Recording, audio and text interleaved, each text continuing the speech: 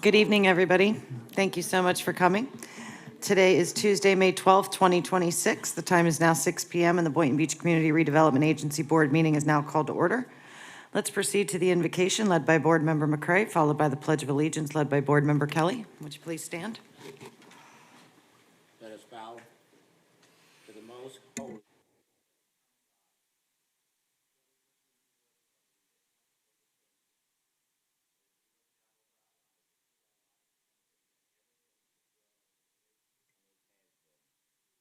I want to say thank you this afternoon for our mayor, for our chairman of our board, because you let us know that you're still in the healing business. For that, we want to say thank you. We pray for the city of Boynton. We ask that you continue to hold Boynton in the hollow of your hand. You know what we stand in the need of before we even ask. Let us do everything tonight in decent and in order. In your name we do pray. Amen. Amen. I pledge allegiance to the flag of the United States of America and to the republic for which it stands, one nation, under God, indivisible, with liberty and justice for all. Thank you, everybody. Let me turn to our interim city clerk, Tammy Stanzioni. If you could, oh, it's not Tammy today. My apologies. And it has the Tammy tag over there, too. Well, if you could please begin the roll call. Chairman Rebecca Shelton. Present. Vice Chair Thomas Turkin. Present. Board Member Angela Cruz. Present. Board Member Mac McCray. Here. Board Member Amy Kelly. Here. We have a quorum. Thank you. We're now moving on to additions, deletions, corrections to the agenda. We'll start with Board Member Cruz. Nothing for me, thank you. Thank you. Board Member Turkin. Nothing, Chair. Thank you. Board Member Kelly. No, thank you, Chair. And Board Member McCray. I have none, Chair. Thanks. Motion to approve the agenda. Second. We have a motion to approve, and we have a second. All those in favor say aye. Aye. Aye. All those opposed say nay. Motion passes unanimously. Let's now turn to legal counsel. Are there any updates? Good evening, Board. Nothing from legal, thank you. Thank you. Let's now begin with informational items and disclosures from CRA board members and staff. We'll begin on my left with Board Member McCray. I want to say, it's on now. Thank you. I got over to Meet Your Neighbors. I got there about 7:05, and it was in full swing, and they was having an awesome time, so I did make it. I just want to let you all know I did make it. The next thing is I want to thank you all for sitting to my right, because on my left, there's nobody here, and I have so much room. Thank you. Board Member Kelly. Thank you, Chair. This isn't necessarily CRA related, but I thought it was some fun information. We have a resident that lives in Boynton Beach who is actually competing on Chopped Castaways.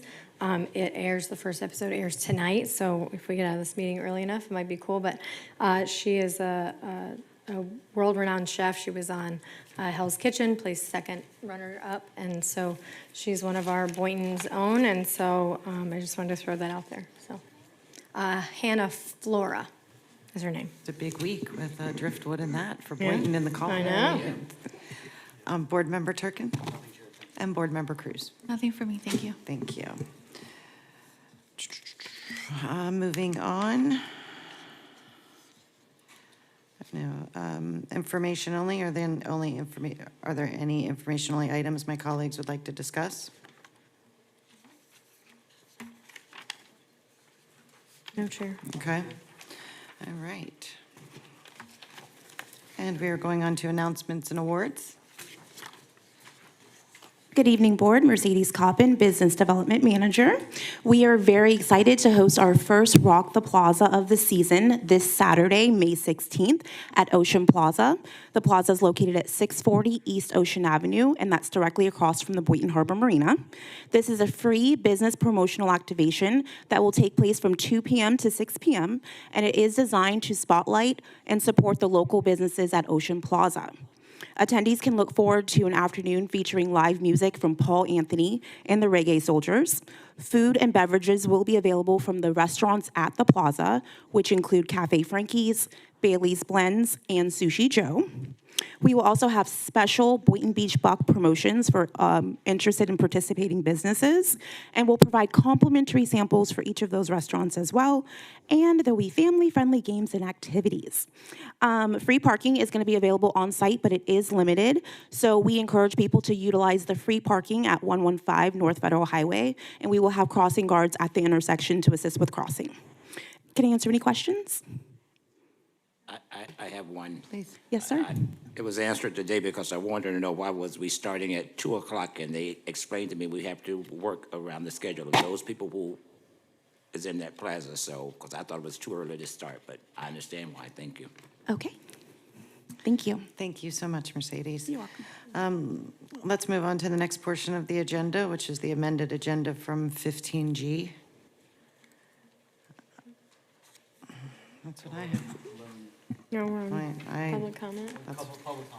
Oh, that's not in my script. I'll say, Board Chair, if you'd like to amend the agenda for 15G to move it up here, you could take a motion to do so.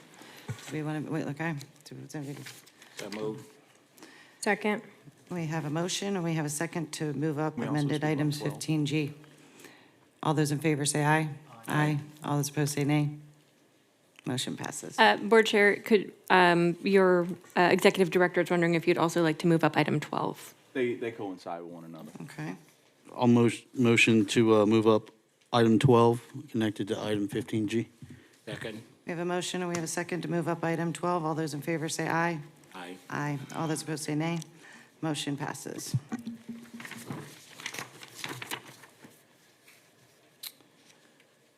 Item 15G is our presentation for the four-part CRA assessment. Who's got the PowerPoint? No, to transition. Who's got the clicker? Oh, over there. You got it.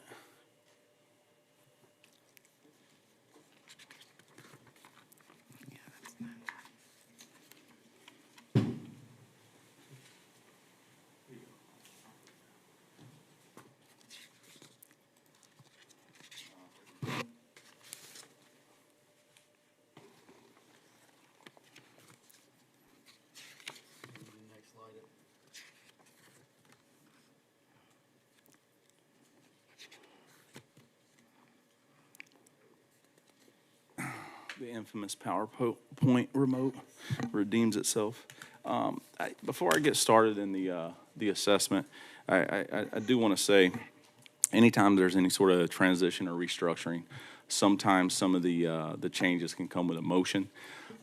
It's not a great thing that happens on this side. Anytime you restructure and you have to either reduce personnel or there's any sort of wholesale changes that creates anxiety in staff, and a lot of that comes with a great deal of responsibility on this side of the aisle as well. So there were some personnel changes within the CRA. There was 4 personnel that were, their positions were eliminated. Moving forward, there's going to be some promotions in here, additional responsibilities, and some of those are also going to transfer in additional ILA amendments at a future date to roll some of those positions into the city. But I want to make sure the board keeps in mind that the CRA will remain an independent, distinct organization from the city. So with that being said, we chose to look at 4 separate reviews. One, how's the agency run and structured from a governance standpoint? Finances, that was a big kind of point of emphasis with the revenue spending, financial controls, operations and staffing, and along with legal compliance. So if you can see some of the highlights, the CRA does have a very, very strong audit record, 16 clean audits. And what I want to point to you guys, and I think Board Member McCray hit on this, we're not actively looking for fraud or anything because we're not looking for accounting inconsistencies. We're looking for, hey, how can we be more efficient with our finances? So even though you can have a clean audit, there's always room for improvement when we're looking at top and bottom line savings. So for every, and this is a tremendous accolades towards the board as well as staffing. For every $1 you guys spent in grants, it's $3.5 additional dollars are coming into the city in reinvestment. We got a total of 55 million plus private development commitments in the city, and currently you have 8 TRFA agreements. Some are active, some are coming later on. So here is a big issue that we found since 2017 all the way to 2026, probably about a 10-year time span.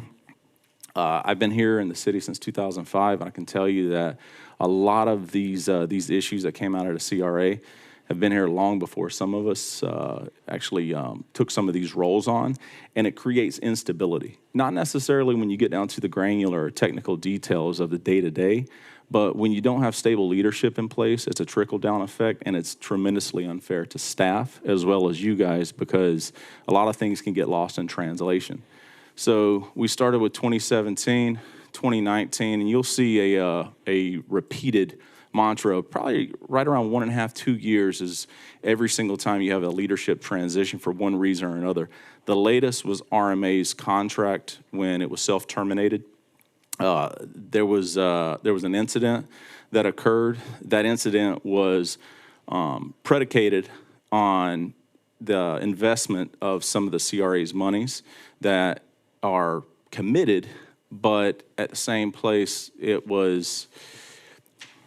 could have been handled better. So I will also say that going forward, the board made a decision 30 days ago to put in place myself as well as the rest of my team, Adam Temple, Andrew Mack, and Development Services Director Amanda Radigan, to move this agency forward, and that's what we've done.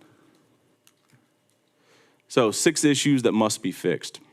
So we found during the financial aspect, and some of this is also going to flow into item 12. I guess I'll turn to the attorney. Is it okay if I reference some of those issues? So one of the big things was we found $39.8 million in TD accounts. And what we found was those monies were being left in essentially a non-interest bearing account. And what I mean by that were they were in a savings account that bared less than 1% interest. Typically, when you see an organization, if you have committed funds and there's inflows and outflows in your cash flow statement, just because you have activity, financial institutions are still going to give you not a yield like you would see on fixed annuity bonds or fixed bonds or some of your CD accounts where you can get upwards of between 4 to 5%, but you can still get a money market account where you can get a yield between right around 3 to 3.75%, somewhere in there. So some of the funding and what we've been doing is we've been looking on the city side. We've gotten interest rates right around 3.3. So you're looking at right around an additional $1.8 to $2 million a year just in interest that we've discovered that is definitely attainable going forward. So we also look back, and what we discovered is, had the money been invested, and again, I'm not putting this on anyone, and I want the board to understand this because I kind of feel like the financial institution can be just as culpable as staff would be culpable in this scenario, that they should have reached out and said, hey, we have these financial instruments or we have these investments that you could probably have a better return on your funds for. So we looked at that, and there was probably about between, on the conservative side, it was about $8 million in lost opportunistic revenue, and high side, probably about $12 million. So the next thing I want to highlight is we have no formal agreement in the $4.7 million in annual city services between IT, HR, payroll. When we have questions, do we go through the questions as we get to, or when everything's done? Yeah, let him finish, and then we'll unload him. So we found there was no formal agreement in the city services. And a lot of this is administrative side of things that we should have been brought to your guys' attention, as well as the legal aspect. I know the last meeting we did an operational ILA, and we're going to have to bring that back to amend it. And that's some of these things. Issue 3, the duplicated staff roles. You'll see the duplicated staff roles. 5 positions were identified that were being duplicated within city departments already do. Estimated cost is right around $761,000 a year. Now, those are some of the positions that were eliminated. Some of the other aspects are the legal fees, which is issue 4. Right now, I want to make sure I don't get stabbed. Legal fees. So we're looking to reduce costs, make sure we preserve that bottom line as much as we can as far as like the financial stewardship to the taxpayer. And we looked at, if the city takes over the procurement, we could see probably about between a $40,000 and $60,000 savings a year that we could shave off the legal fees. What I found, and like Catherine's been extremely helpful during this transition period. We've had a couple of very, very comprehensive conversations. Sometimes they can get animated. But we've came to a conclusion that there is room for savings, especially if we use the city's procurement. So that ILA will come back. I know right now Stacy and Catherine have been working on some amendments for that, so that you guys will probably see that in the future. So the events program, I don't want to highlight too much. You guys have been inundated with this one. We had a discussion, and essentially what it boils down to is there's some muddy waters when it comes to the state statutory regulations on this, but the FRA did author an opinion on it, and that's where a lot of the events issues are coming from. There's no black and white answer when it comes to the CRA doing events, but I know we've already been venturing down that road as far as rolling some of the events over to the city side. Issue 6. Key support role unfunded. I can tell you, Teresa Utterbach needs help. So she's basically Amanda Radigan on the CRA side. She does a phenomenal job. I can't say enough kind words about Teresa. She works her butt off, and we had an unfunded position there that we're going to bring someone in to give her the help to make sure the agency moves forward and is vastly more effective. So. All right, so what does this all look like? Total direct annual savings, about $532,000 to $608,000 a year. And those are position eliminations, things along that line. You'll see some of the legal fee reductions. And please, if I'm going too fast and you guys want me to stay, just let me know. I see the board chair shaking her head. No, keep going. Okay, so in addition to the investment policy implementation, in addition to the personnel and legal savings, you also have a debt retirement coming up after 2026, which is going to free up about $2.3 million. There's been interest in this board of doing a $10 to $20 million land acquisition loan. So we've been leveraging some of those financial institutions that desperately want to give us the 3.3% interest rate and also help us lower the that loan. What we've also discovered is, since the city is a government entity and the CRA is not, the city can get an actual lower interest rate to save us even more money, probably about 100 basis points. Special taxing district. 3 city plans all point in the same direction. The CRA is the city's primary tool for redevelopment. CRA manages marina.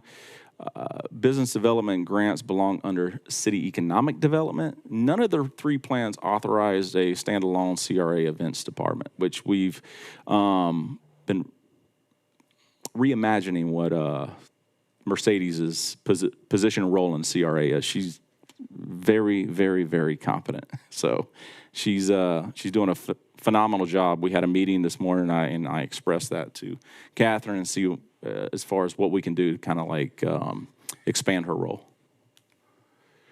So what does the permanent structure look like?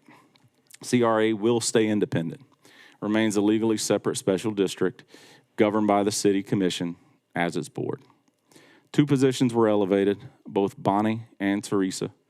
We gave them both director level positions. City leadership appointed city manager as the executive oversight officer, assistant city manager as the CRA executive director, and development director as deputy executive director, which is Amanda. So, and of course, approved by the CRA board. Core mission is preserved. Administrative functions are consolidated within different. If we have a city department to where we can save some money and essentially pay ourselves back with those TIF dollars back into the city, we're going to do that. Accountability systems created. A lot of that was our HR department went through a lot of the different policies, and a lot of policies were antiquated. They didn't really even have a standalone purchasing guard policy. There was some things that we had to rein in, provide structure and framework so that agency can definitely proceed forward successfully. Key findings, critical gaps. These are serious problems, and you guys should have got an executive summary sent to you that you can also review. So I'm not going to go through each one of these. If there's any issues that you guys want to have a Q&A on after the presentation, me and Amanda will be happy to take questions. These are the critical gaps that you guys just saw, and we highlighted those during the presentation.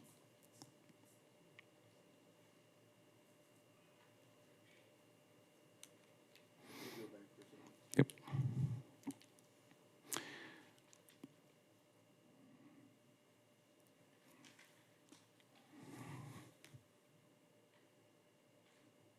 I can tell you, my staff, it was a tremendous amount of work. I gave them 30 days. I promised this board 30 days. I was appointed April 13th. It's May 12th now. And we're presenting a fairly comprehensive and detailed overview, and I know there's going to be questions, and we're definitely still getting through these processes, but once we have redundancy plans in place, you're going to see a completely different CRA.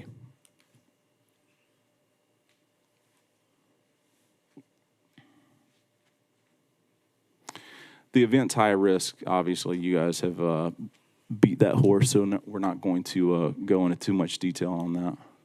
So bottom line, the goal of the permanent oversight framework is simple. We want to lower the cost, estimated 4.6 to 4.9 annual improvement starting fiscal year 2026 and 2027. We did some analytics, and we look at, in the event that the CRA sunsets in 2044, what the overall dollar amount the city is going to, there's going to be a changeover period.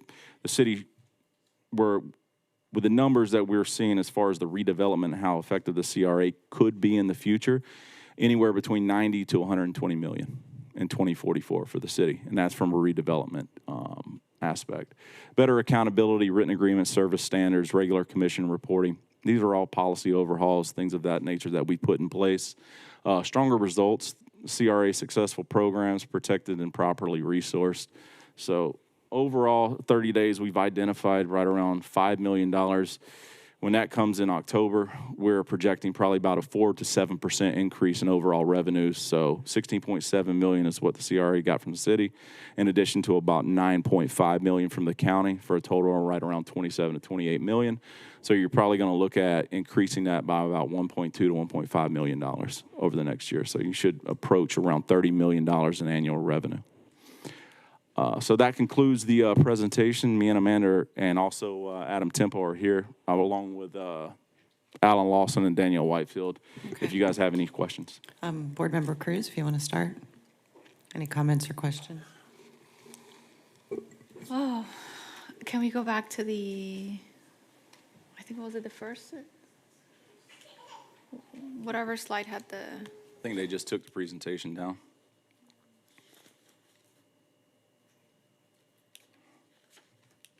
What slide did you want? that one, thank you. Okay. Can we go a little bit into the issue number 1, which is the $39.8 million? Can you go into detail? Commissioner Cruz, excuse me, can you put some volume in your voice, please, so I can hear? Can you hear me? I can hear you now. Thank you. Can we go a little bit into issue number 1 to understand the current situation with the $39.8 million earning nothing? Can you go a little bit into? It was earning, it was just earning a very small amount of interest. So technically it was in compliance with the CRA's financial policy. It was earning a very nominal amount of interest. But Alan, you want to come up here and speak about the funds and what you discovered? I mean, it really does just come down to financial common sense Right. to be able to make a lot of money on a lot of money, right? That's the bottom line of it. You have a chunk of money, you're not Yeah, going to put it in so, your savings you know, account, you're if we going have to look at specific what questions, I think it options, could keep yeah. this moving. But go ahead. Hi, Commission. Just to be clear, so there's Florida statute 218-415, that governs the investment of all public funds held within any municipality as well as the CRA.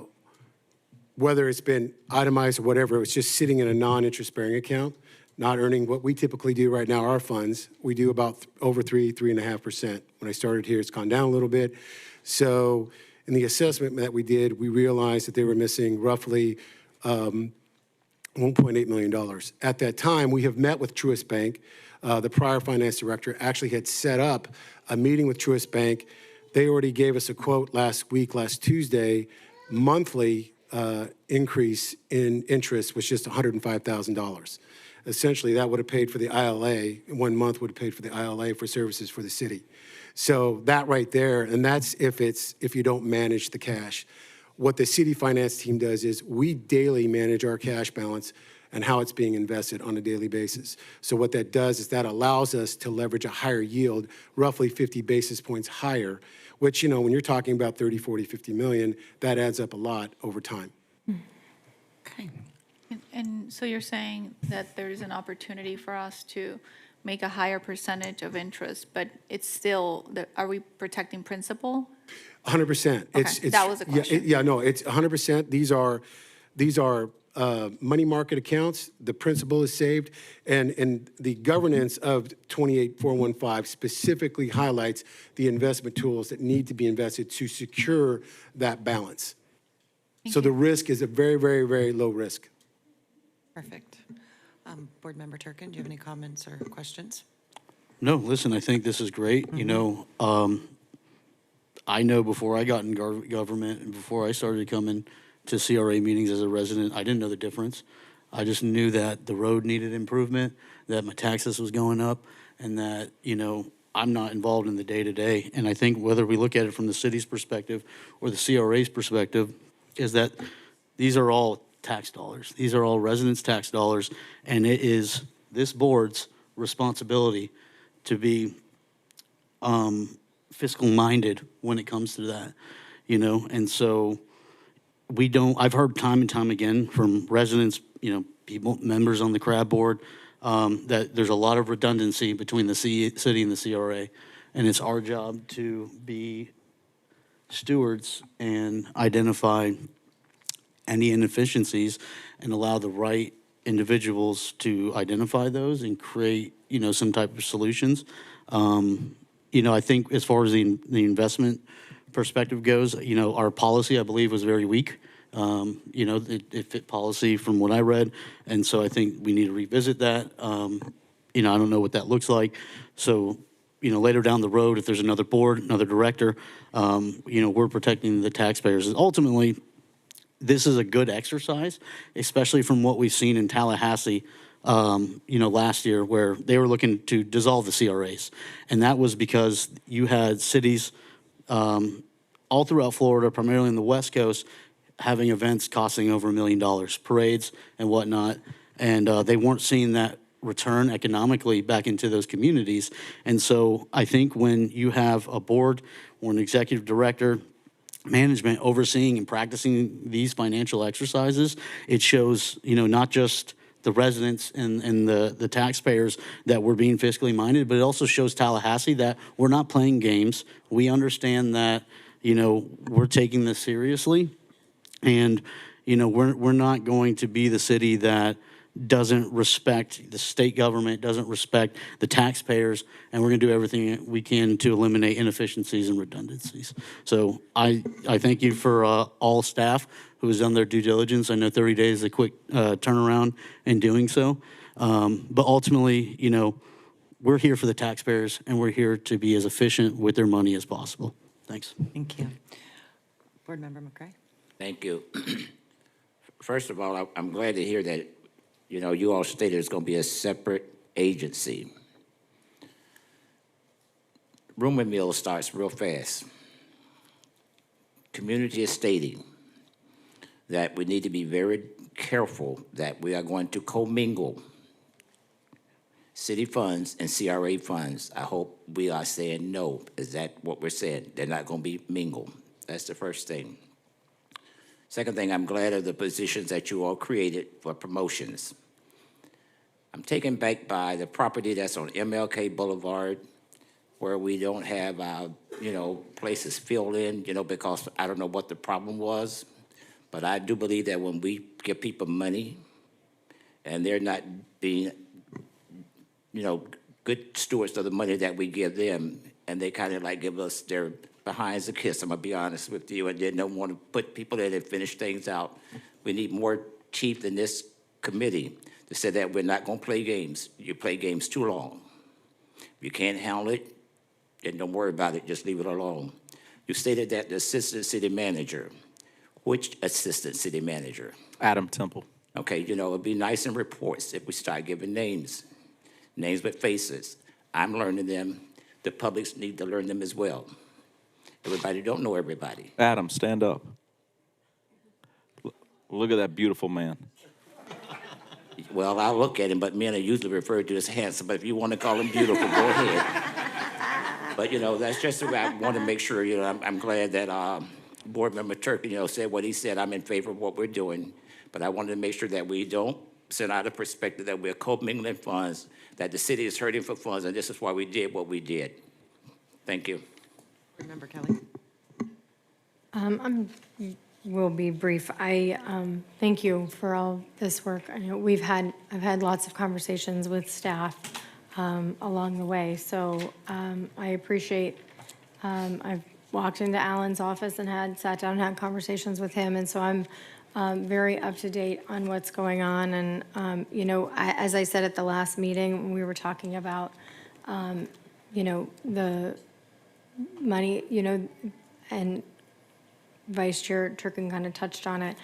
On top of us protecting funds, it's also our job to make sure that we're doing our best to bring in funds that can be used to further our job and our tasks here. And so thank you, Alan, for all of your hard work on looking at what we can do to invest these funds and make sure that we're bringing in some extra income, because we know that we're buying houses left and right, so we need some extra funds. So, it is always difficult to make decisions and to make changes. Change is hard. We know that. We all, we're human, and it's hard, but it's necessary to move things forward sometimes. And so,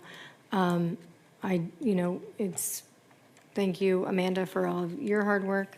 And I just look forward to continuing open communication with staff as we, move forward and see what's next for the CRA as a whole. So thank you. Any other comments or questions, or anybody like to entertain a motion? No, I Discussion? think just discussion. Okay. It has it in here for a motion. Okay, now we're moving on to 12. Alan, you want to come up and present 12? It's the money market account.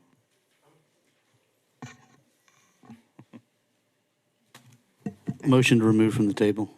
Second. We have a motion and we have a second to remove item 12 from the table.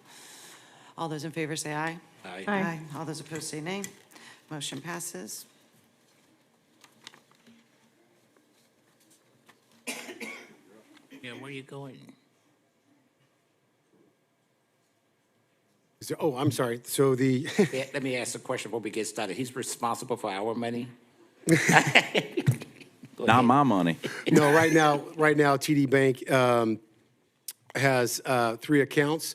We're looking to move the money into a different account that has to be approved by the CRA. That yields a higher interest rate, around 3%. I'm still working on that with them right now.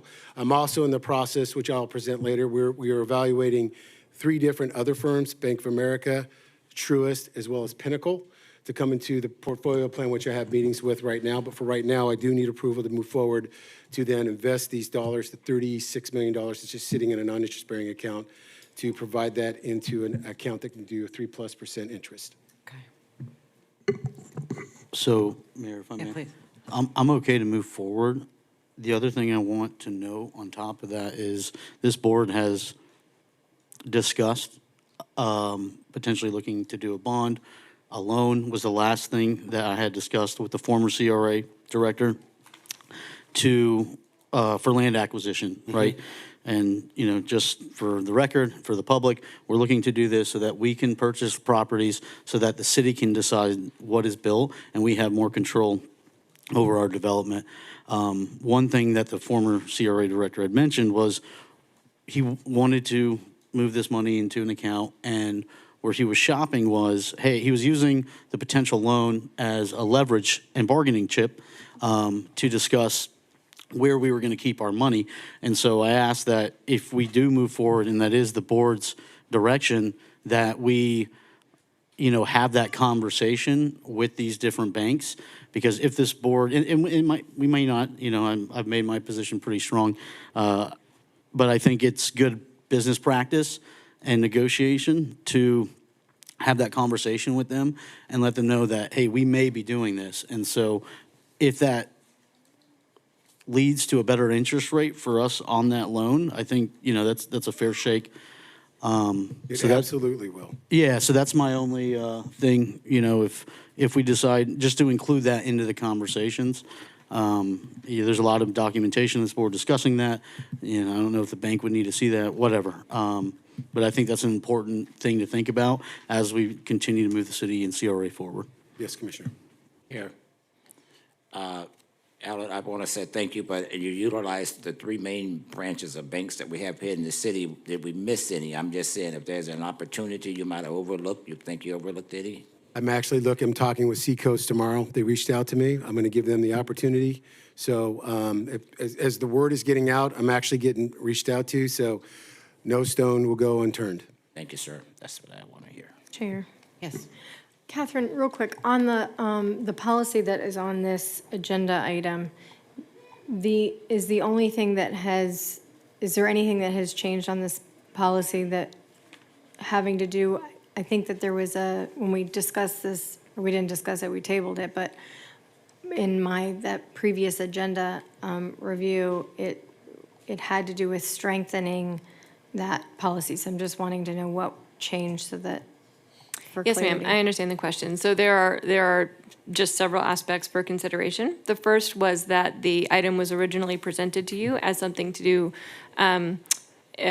with what were essentially excess CRA funds. What is being proposed tonight is a way to treat it a little bit more like a checking account. And so because CRAs don't carry reserves, when it was presented to you before, it was a trickier question under the policy. The second thing is you'll see that we've updated the item before you with some underlying language to adjust the motion so that because your CRA policies, financial policies, are currently under consideration, although right now it does require board action, this would allow the executive director and the financial team to treat this money more as the city's money is treated moving forward. So there's a change in sort of the way the funds are, the purpose of the funds, which is not a reserve account, but more like an active account. And then also to allow the policies to adapt to be more like what's being presented to you tonight. Does that answer your question, ma'am? Yes, thank you. Any other questions or comments from the board? Just wanted to reiterate, the principal will be protected, right? 100%. Okay. Just wanted to say that for the record. Thank you. Make a motion. Would anybody like You to looking make for a motion? Yep. Okay, motion to approve 12A. Second? We have a motion to approve, and we have a second. All those in favor say aye. Aye. All those opposed say nay. Motion passes unanimously. Now we'll be moving on to public comment. I do apologize, Board Chair, I should have stopped you there. That item should take public comment as it is a substantive item solely within the board's purview under the current policies. Would anyone like to make public comment on our last item of moving the money into an account?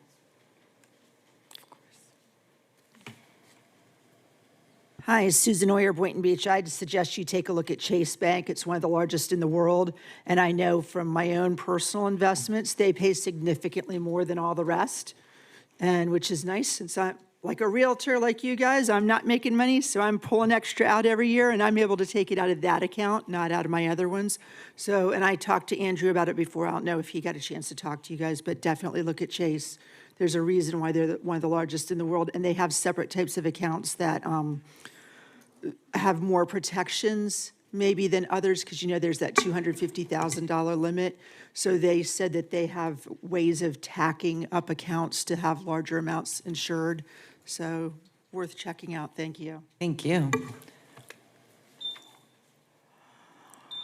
All right, moving on to public comment. The public comment section of the meeting is for the public comment on all items on the agenda or items that are not on the agenda. Each speaker will be given a total of 3 minutes to comment on all items on the agenda. However, the board retains the right to increase or decrease the 3-minute limit prior to the start of public comment. Each public speaker shall be given the same number of minutes unless it becomes necessary to terminate the speaker's comments in order to maintain orderly conduct and proper decorum in the meeting. Persons making public comment may not assign or donate their public comment time to another individual or allow another individual extra time to comment. However, any persons requiring assistance will be accommodated as required by the American with Disabilities Act. Prior to addressing the board, speakers present at the meeting will go to the podium to make their comments, and speakers participating virtually will unmute their device at the time requested. Speakers may be asked to state their name and address for the record. Any person may provide written comments to the board prior to the meeting. That's just a mouthful. Come on down, Susan. Susan Oyer, Boynton Beach.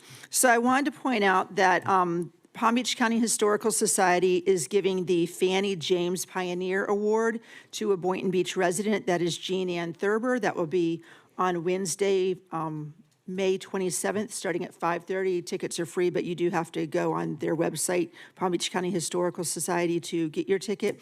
And I bring this up because she's my cousin, and I'm very proud of her. This is hard to get this award, and a lot of people are not aware. She's descended from 4 of the pioneer families, one more than me, and she's really fighting hard to save the Woodlawn Cemetery, which is, I'm sure you've seen, a hot mess in West Palm Beach. So don't ever mess with our cemetery. The people rise up over this one.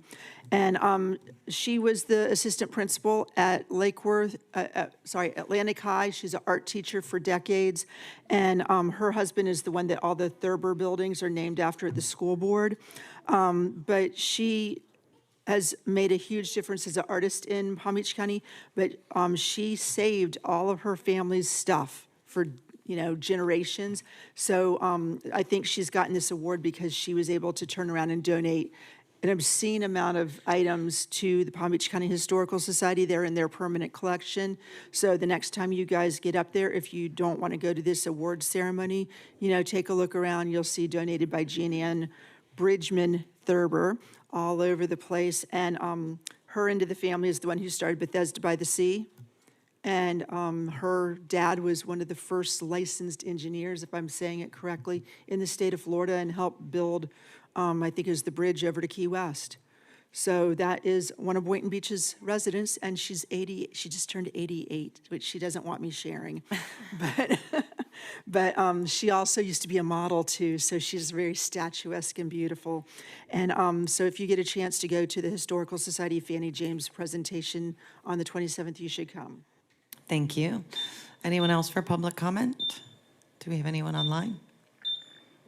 No, Chair, Public comment is now closed. We will continue to the consent agenda. Are there any items my colleagues would like to pull for this discussion? Going once with Board Member McCray. Let's start with you. Anything you want to pull? Board Member Kelly? No, Board thank Member you. Turkin? Yes, Okay. and I'll ask staff to chime in if I have this incorrect. 14D, We're on 11. We're on 11. 11. oh, I'm sorry, No, it's- I'm sorry. It's all messed up too. Don't worry. I have 2 of them going on. No, I'll over make a here. motion to approve. Okay. Second. We have a motion to approve and we have a second. All those in favor say aye. Aye. Aye. All those opposed say nay. Motion passes unanimously. We've done 12. We're moving on to 13. Let's move on to the CRA Advisory Board. Tonight, the CRA Advisory Board is in attendance to provide a presentation on opportunities to honor the 2 Heisman Trophy winners that are from Boynton Beach. Welcome to the podium for the presentation. Yes, Clicker. thank you so much. My name is Allie LaPresto. I'm going to be presenting. I'm also here with some of my other CRA Advisory Board members. Have a presentation? Yes, for- they okay. should have it on the computer. Got the to- clicker? You got it? Okay. Is it loaded? It's loading.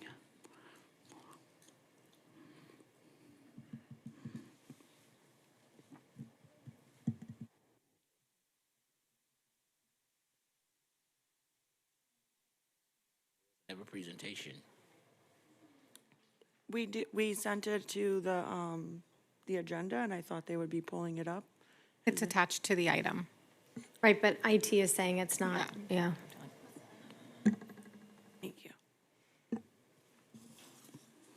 Stand by.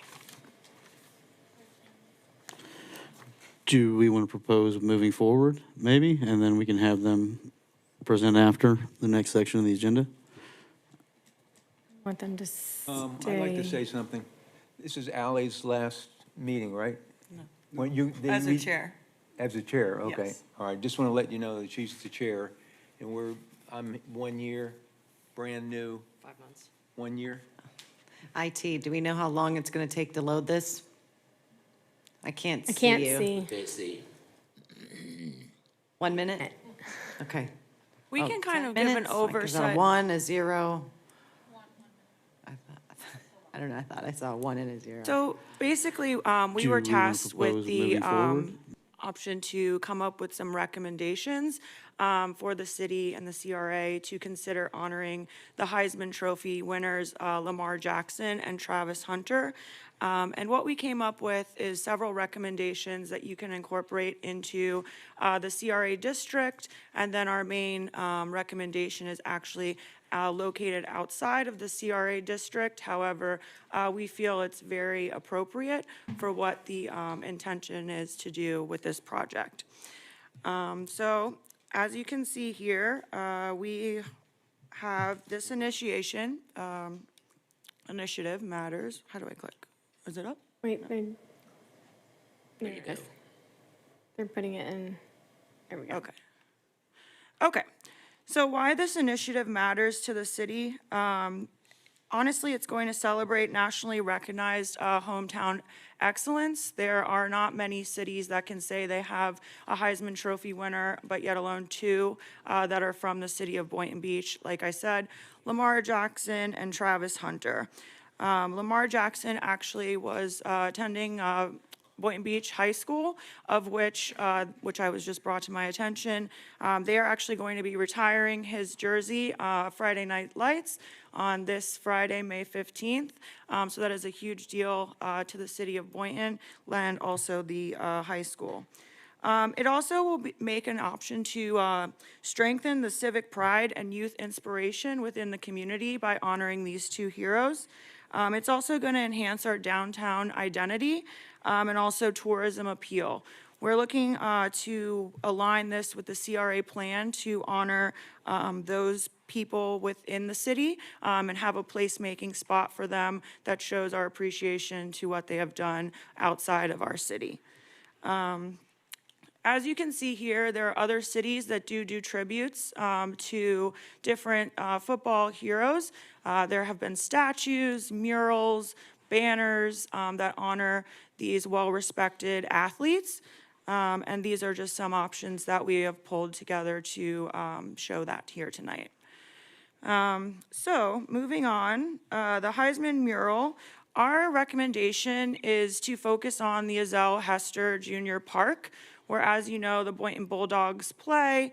There are a lot of up-and-coming sports, football aspiring athletes there that are there constantly. The park is extremely beautiful. It was one of the staples for where the Bulldogs are playing. And then also, what our plan here is to do a large-scale public art installation. We also have picked this because it is located within the city of Boynton in the east, and a lot of kids ride their bikes there and go to hang out there as well. So if they're constantly reminded about these 2 local Heisman heroes on their day-to-day basis, it may provide more inspiration for them as well. We decided to design like an Instagram worthy civic landmark that would be at this park. There would also be opportunity for an initial unveiling event within the community to all come together to honor them, possibly having these 2 athletes come as well, and then annual events to follow that we could look for sponsorship from different entities and also bring together more community involvement. And then that also plays into the fact there could be a yearly sporting event to meet the Heisman stars, and as the time goes on, maybe welcome more stars to this honorary mention. So as you can see here, the first of two are the proposed tribute concepts. The one on the left is the Boynton Beach Walk of Fame. We came up with this idea that could be on both sides of the field or on a wall there at the field. We would have empty stars as well on the Walk of Fame that future athletes could aspire to be on. It doesn't have to just be solely around Heisman Trophy winners. It could also be other athletes that are recognized, maybe Olympians or something like that. The options are really endless when it comes to that, but the starting of it would be the Heisman Trophy winners there. Also, we came up with the idea to do some banners as well. Those are fairly, from our research, are inexpensive and can be placed within the CRA district, depending on what streets we would like to move forward with them as well. The other concept that we have proposed at the Zell Hester Field is that we could have a large mural where we could work cross-functionally with other boards within the CRA. So maybe the art group as well could design something, put out RFPs for certain artists that would like to come in and represent the city, but also their art can be showcased as well. The placement of it, we didn't really have a specific recommendation. It could be at the front of the park upon entrance, or it could be down even in one of the end zones. So that way aspiring football players would see that as they're running down to possibly score a touchdown or a field goal. Okay, so then our community engagement strategy here highlights that we would partner with local schools and youth leagues. We would also establish, possibly for the events that are annual event, a Heisman Youth Scholarship Fund, working with other businesses within the CRA to draw funds from. Also, there's an annual Heisman Day celebration event. There could be athlete appearance invitations as well for unveiling. And then obviously to highlight again, we're focusing mainly on the Boynton Beach Bulldogs, who call that park their home. We also came up with some ideas around the street renaming concept. We did come to find out that Lamar Jackson Way is actually already at Boynton Beach Community High School. So this just highlights what it could look like. We were very aware that you don't want to actually change the names of the street, but you could put up a memorial sign that highlights it to honor those players as well. And then finally, the implementation roadmap. Obviously, these are the recommendations that we're putting forward. Again, just a starting point, but we really want to achieve and complete the task of being tasked with honoring these two Heisman Trophy winners. And as you can see there, that would be the implementation roadmap. So, thank you very much. Did you guys have Awesome. Thank you. Did you guys have any questions? I love this. Thank you. I don't have any questions, Chair, but I do have some comments. Please. Okay, first of all, I appreciate the work that you all have done. Years ago, there was a football player. His name was Butler, from the Butler family, many years ago. He was the first Afro-American to went on to play for the NFL here in Boynton. Seems like he has been forgotten. You know, I'm one of those that go way back, so I'm just saying, so we have to be careful when we start doing things like saying, you know, we want to honor, and when we forget where we came from. I appreciate what you all are doing. This could be a branding thing for the city of Boynton. And that's what we need to do, start branding what we have accomplished here in the city of Boynton. Hester Field is great. It's new.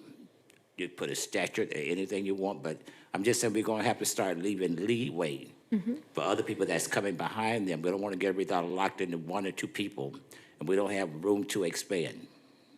So I don't want to say we start, you know, putting this in case, put anything else, you know. Let's start, if it's a walk-up hall, you know, at least some more stars, but some more stars to come. That way encourage young people saying, I want to work towards getting my name there. Yeah. And 100 then yards of years stars. ago, there was a baseball player that lived here in Boynton. And when you would come into the city of Boynton, it would say, welcome to the city of Boynton, home of whatever his name was. what was his name? Yeah, Rick Rose, thank you. You're older than I am. Yeah, see? Thank you. Yeah, it was there, welcome to the city of Boynton. So we need to do something like that. I'm just saying, when you start bringing people in, let them know this is where these guys came from. So that's another thing you all could just bear in mind, but we need to start branding Boynton, and this would be a good branding tool. Thank you. No, I agree. I love the Walk of Fame idea. I think, just, that's 100 yards of recognition, and an opportunity to just, like, board member McCray said, all of those members. And I know this conversation came up because of the Heisman Trophy winners, and that's why it came up. But I absolutely agree that if you've come from Boynton Beach and you have become an NFL player or played in the Major Baseball League, or you've played hockey, or you've done anything and you've come from Boynton Beach, we want to make sure that we're recognizing them. And so I think this is a great start. I love it. I love the Walk of Fame. I love the banner idea. I am excited about our being at Boynton Beach High School Friday night. I'm super excited about that. I have been talking to Andrew, probably on a weekly basis about when that's coming and when that's happening, because I drive past Lamar Jackson Way now every day on my way home, and it's super exciting to see that.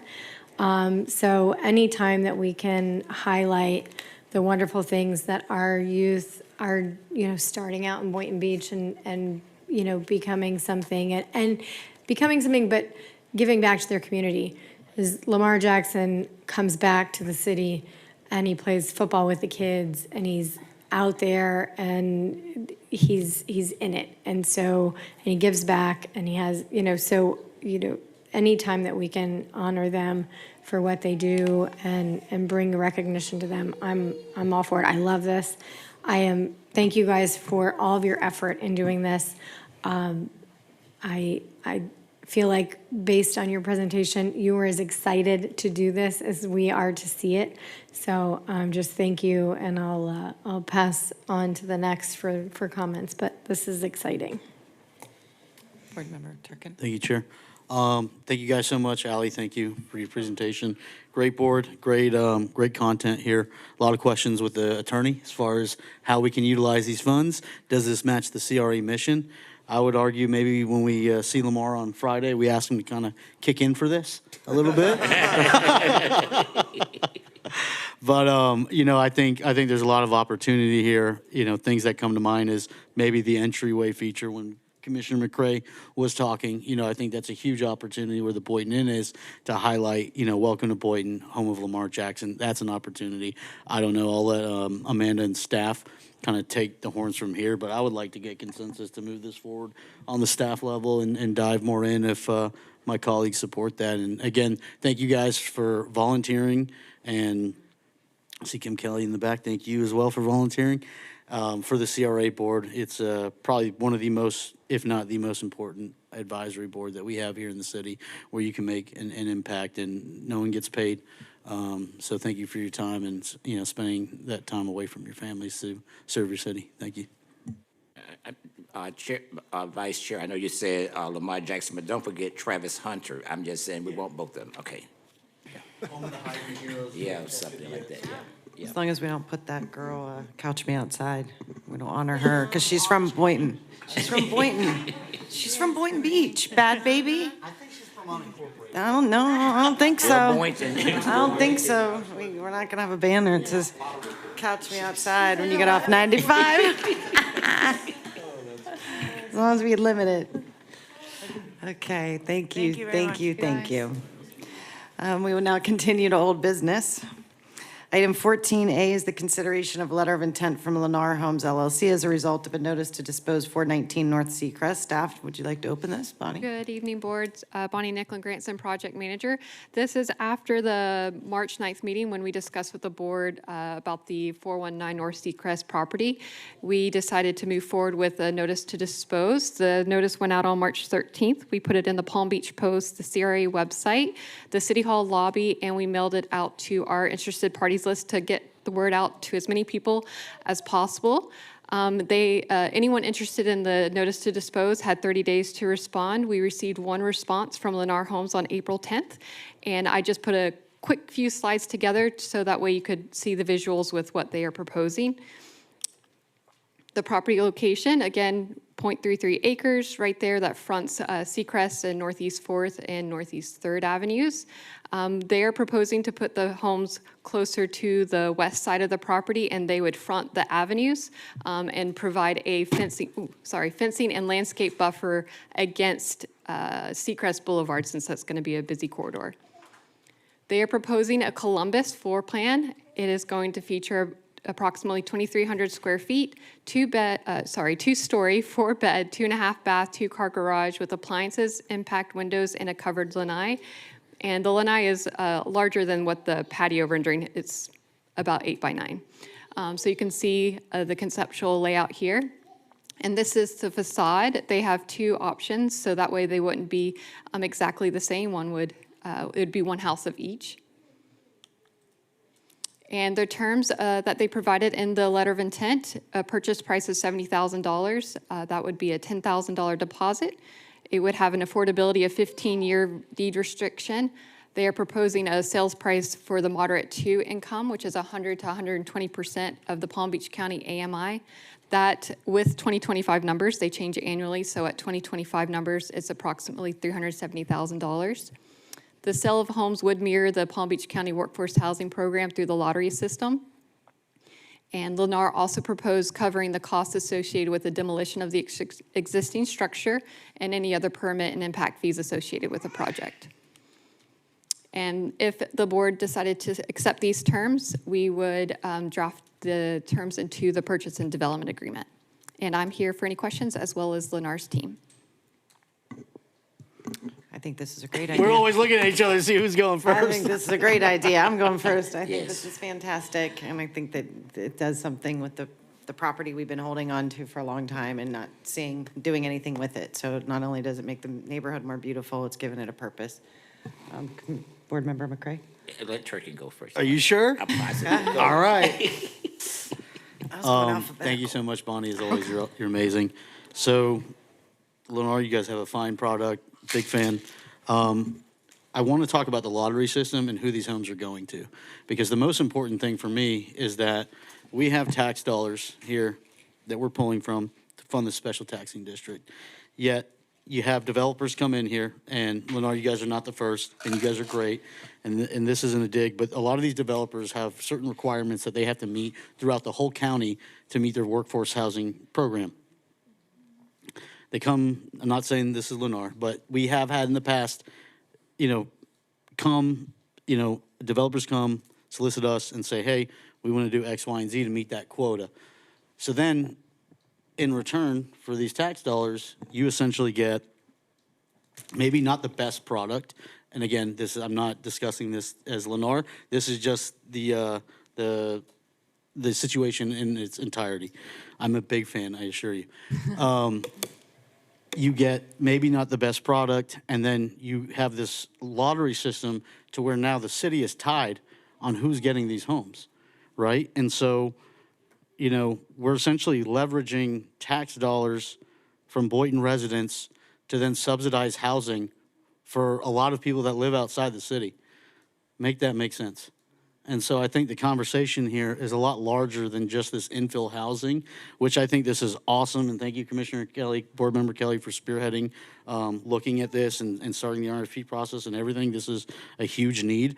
But I think, this is one of those framework questions that we need to look internally and change on how we do this, because it's not right that, there's a single mom, with a newborn that may not be eligible for this, or maybe there's a teacher, right? We see teachers, we've seen that all over the news fighting for 3%, you know what I mean? What kind of impact could we make for teachers that live here in the city of Boynton, right? Whether they're within the CRA district or not the CRA district, I think it's important to focus that ultimately a CRA, a city, special taxing district is to improve the lives of those who are contributing to it, right? And we do that through various methods, but I just couldn't you know, I need to voice this. I need to understand how we can establish some form of mechanism in the future so that we can, you know, maybe contract with the GC and then do a self-build, a self-lottery with Boynton residents. So then that way we make sure that the people that are contributing to the city,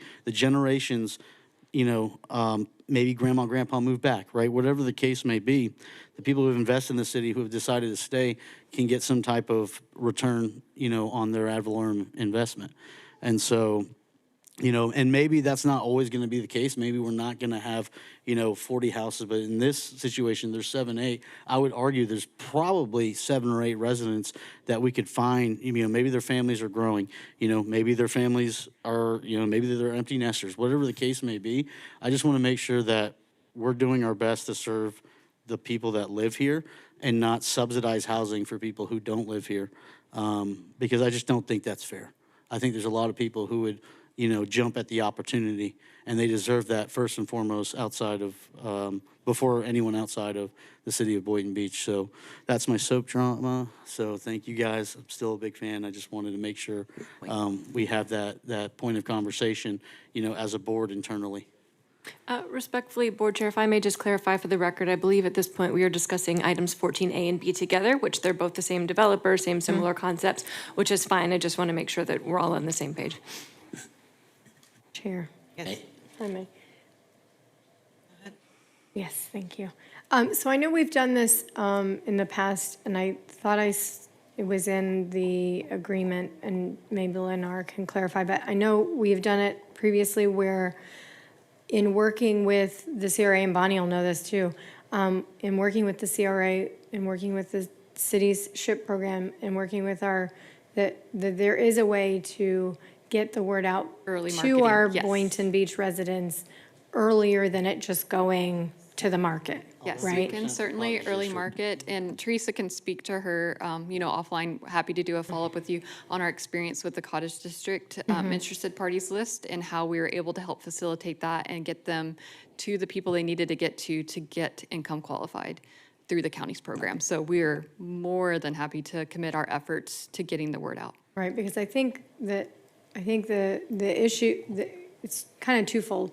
Getting the word out, and then what you just said was that making sure that the ones that are interested, that are Boynton residents, have the ability or the backup to be able to know what they need to produce, because that's the second part of the puzzle, right? When they're, you know, you can know that you're interested in it, but then it's, what do you need to do to then have all the right things? Because if you don't have all the right things, then it's not like you get a second bite at the apple. It's, you don't have X, Y, and Z, and so you're not going to be put in the lottery. And so, so I'm glad to hear. I know, Bonnie, obviously, between you and Teresa, that you do everything that you can to make sure that our residents have the resources and the ability to do that. But I know that there is that kind of disconnect in, you know, if you're not well-versed in purchasing a property, let alone something where you have to meet all of these criteria in order to qualify,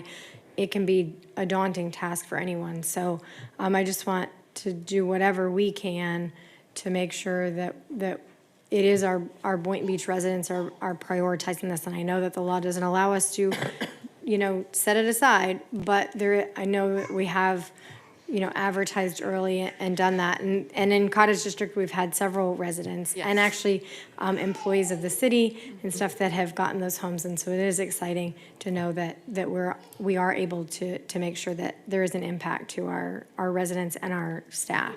So thank you. What was the percentage of Boynton residents that received homes from the Cottage District? Teresa will have to speak to that. Board And member again, Wall. I bring this up because this is an internal thing that we need to look at. What I can say is through the different agenda reviews that we've had, I've already started conversations with Catherine about ways that the CRA can build affordable housing and market it solely to Boynton Beach residents. So we are working through some legal things now, and we'll bring something back to you once we get through that. Thank you. Awesome. And I think it's important to note too, on the city side, We do have a workforce housing fund too, and maybe that's a joint venture later down the road. A percentage I don't have off the top of my head, but I think out of the 41, there were 13 Boynton residents that received. So it's like 40%, maybe less than 40%.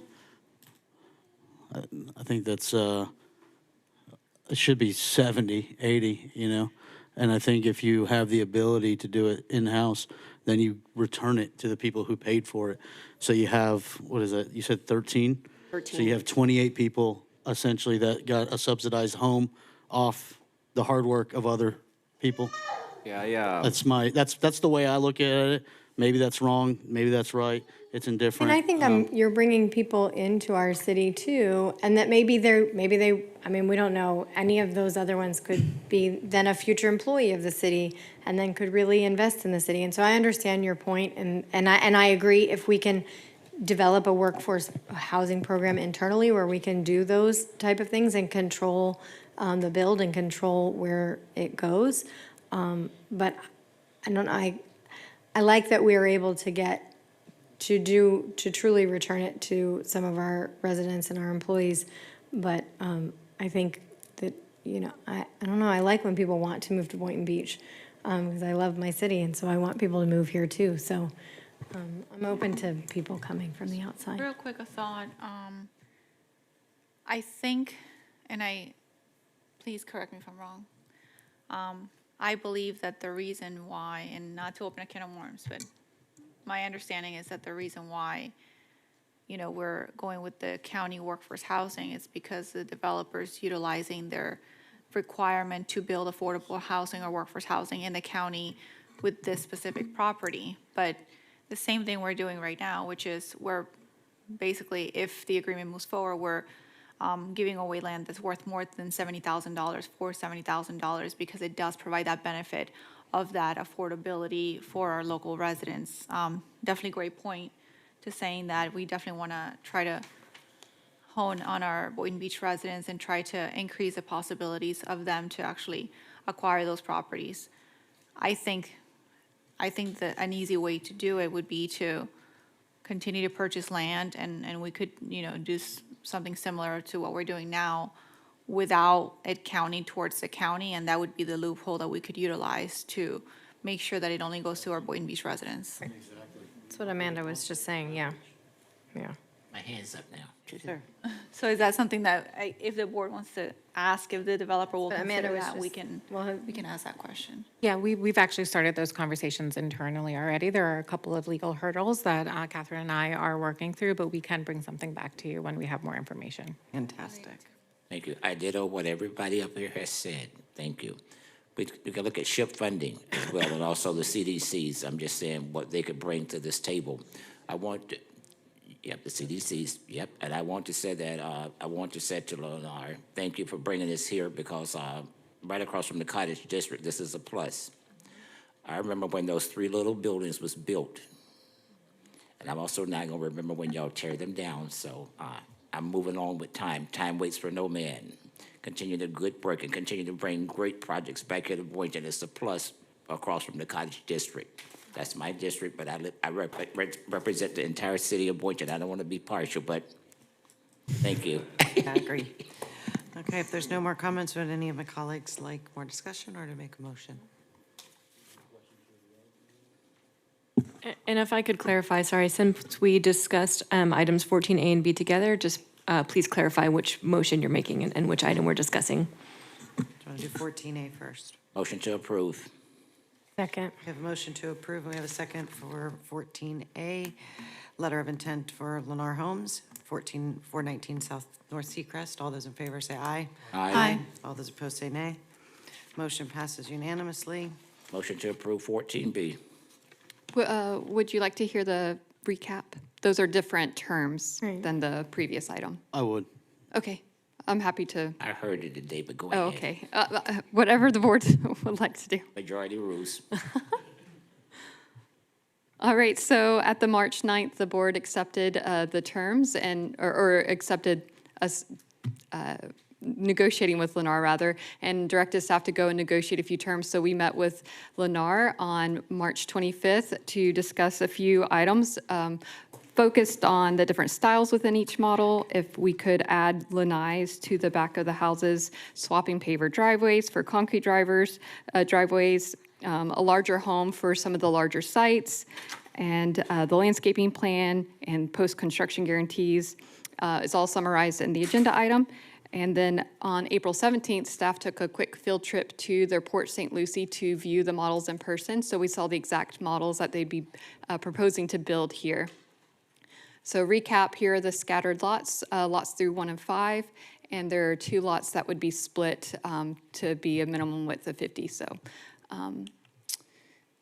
and these are the final terms. They responded after staff's meeting. The purchase price would be $350,000 for the 5 lots with a $10,000 deposit, then moving up to $25,000 deposit after the effective 8 days of the effective date. Same affordability, 15 years.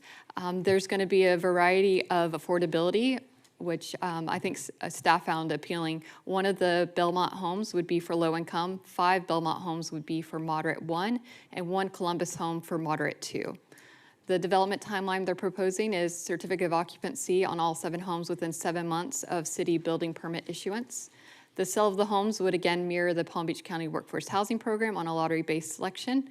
And as an optional feature for the board, Lennar can build 6-foot PVC privacy fencing for all the homes. Staff thought that might be a nice bonus for some of the homes to have that. So if so, the Lennar is requesting a $6,000 credit per home to move forward with the fencing. And this is just to recap the 2025 prices. So again, we'd have 1 low and then moderate 1, and then the large home would be moderate 2. They're also seeking direction from the board on if they prefer a facade. You have option A, B, and C, or we can defer to Lennar's preference, but the board would just provide direction if you'd like one over the other. Do my colleagues have a preference? I like B. Okay, we have 1 B, we got another B. B. B, all right, I'm counting to right. 3 for B. 3 for Bs. I wanted B too. Congrats to all. And this is the feature of the Belmont floor plan. It's 1,500 square feet, 1 story, 3 bed, 2 bath, 2-car garage, has appliances, impact windows, and a covered lanai. Real quick, Yes. to go back to the plans, last time we had this in front of us, we asked for this might be a question for Lennar. We asked for the next gen model.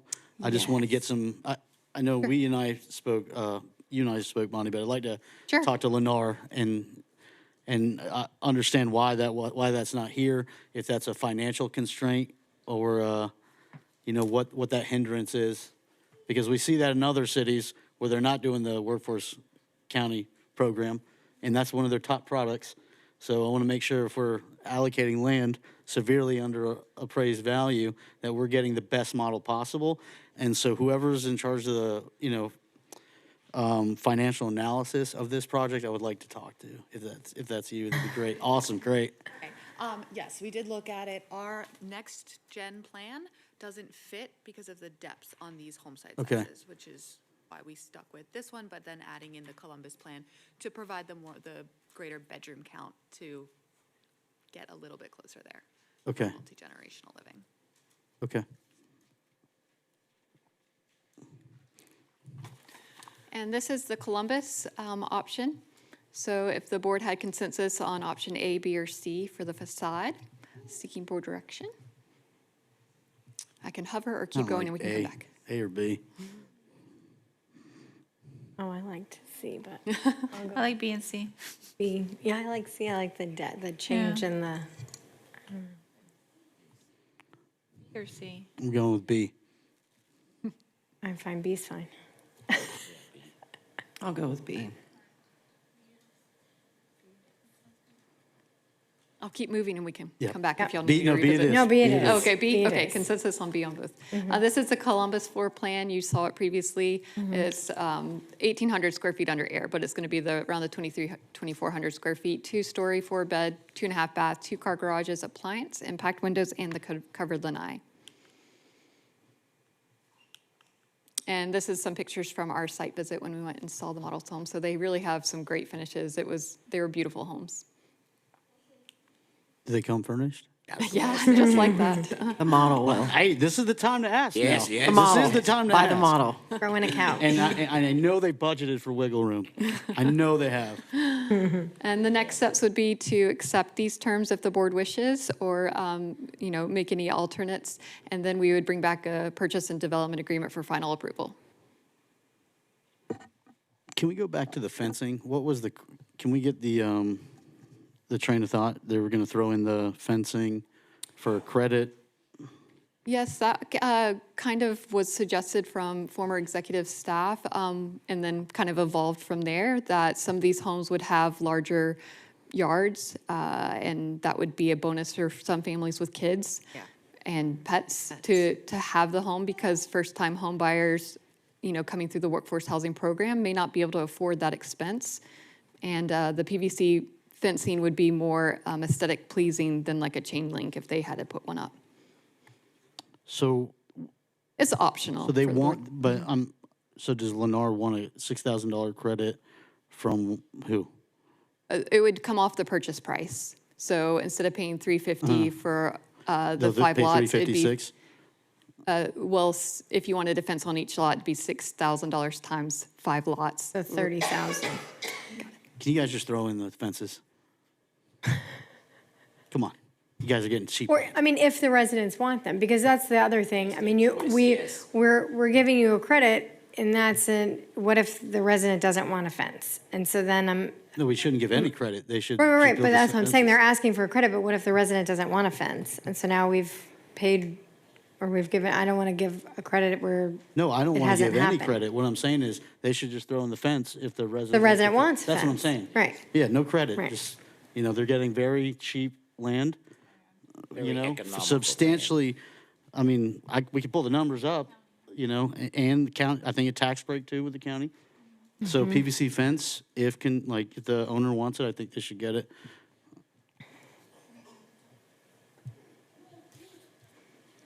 Guys, just open a can of worms. On down. Well, when we're subsidizing property. No, I'm not talking about us. people, I'm just Yeah, saying. I agree. We And- got to get the best deal. Yeah, no, I agree. We're not willy-nilly, hey, tax and spend, let's do this. Yeah. Subsidize housing for people who don't live in the city. We're at least going to get a best deal and best bang for a buck, especially if the land is going to be significantly under appraisal. I also think just consistency to make the neighborhood look better. You gotta have all of them fenced. And wide driveways. If you like, we can talk offline and bring back, or if Yeah. you want Lennar to. Offline, Well, we have to decide the terms now. yes. So we can talk offline after we agree, but that's just a verbal agreement that doesn't hold up in court, So I think if we're going to enter into an agreement, we need to hash these out. And we need to get the best bang for our residents. Let her come on down. And talk loud this time. We can agree to provide the fences as optional. We will bear that expense for those residents that want it. Thank you. Awesome. Thank you so much. Very easy. Great. Easy, There you go. easy. Come on. Great. Come on. Thank you. Okay. We should have negotiated the land cost now. I tried before. Yeah, no.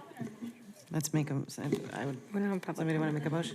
Motion. We need public comment on this, okay. No. No additional public comment is required. Second. We have a motion to approve and we have a second. All those in favor say aye. Aye. Aye. All those opposed say nay. Motion passes unanimously. Thank you, guys. Thank you. Thank you for working with us. Next, we're moving on to item 14C, the consideration of the amendment number 2 to the agreement for on-demand transportation service with Circuit Transit, Inc. Staff. Evening Board, Bonnie Nicklin. Yes, on April 24th, we received a request from Circuit to do a 5% increase in the cost for service. They have not had an increase request since we started service in 2024. Staff felt it was a reasonable request. It's within budget. To give you an idea of the cost increase, it would go from $34.97 an hour to $36.72 an hour for the GEMs, whereas the sedans would go from $38.27 an hour to $40.18 an hour. And again, it's within the budget, so no additional funding needed. And we're just seeking approval or direction. want to go first? I'll go. I do have an issue with the circuit program and the way that it's operating now. I guess when you go to other cities and you see other providers that they're making money on their advertising and doing things, and I'm not speaking out of turn here, but I just don't think circuit is making that happen. So I'd like to see that to be a change, or at some point, maybe we seek an alternate transportation service that is going to take the lead on that. That's just my 2 cents.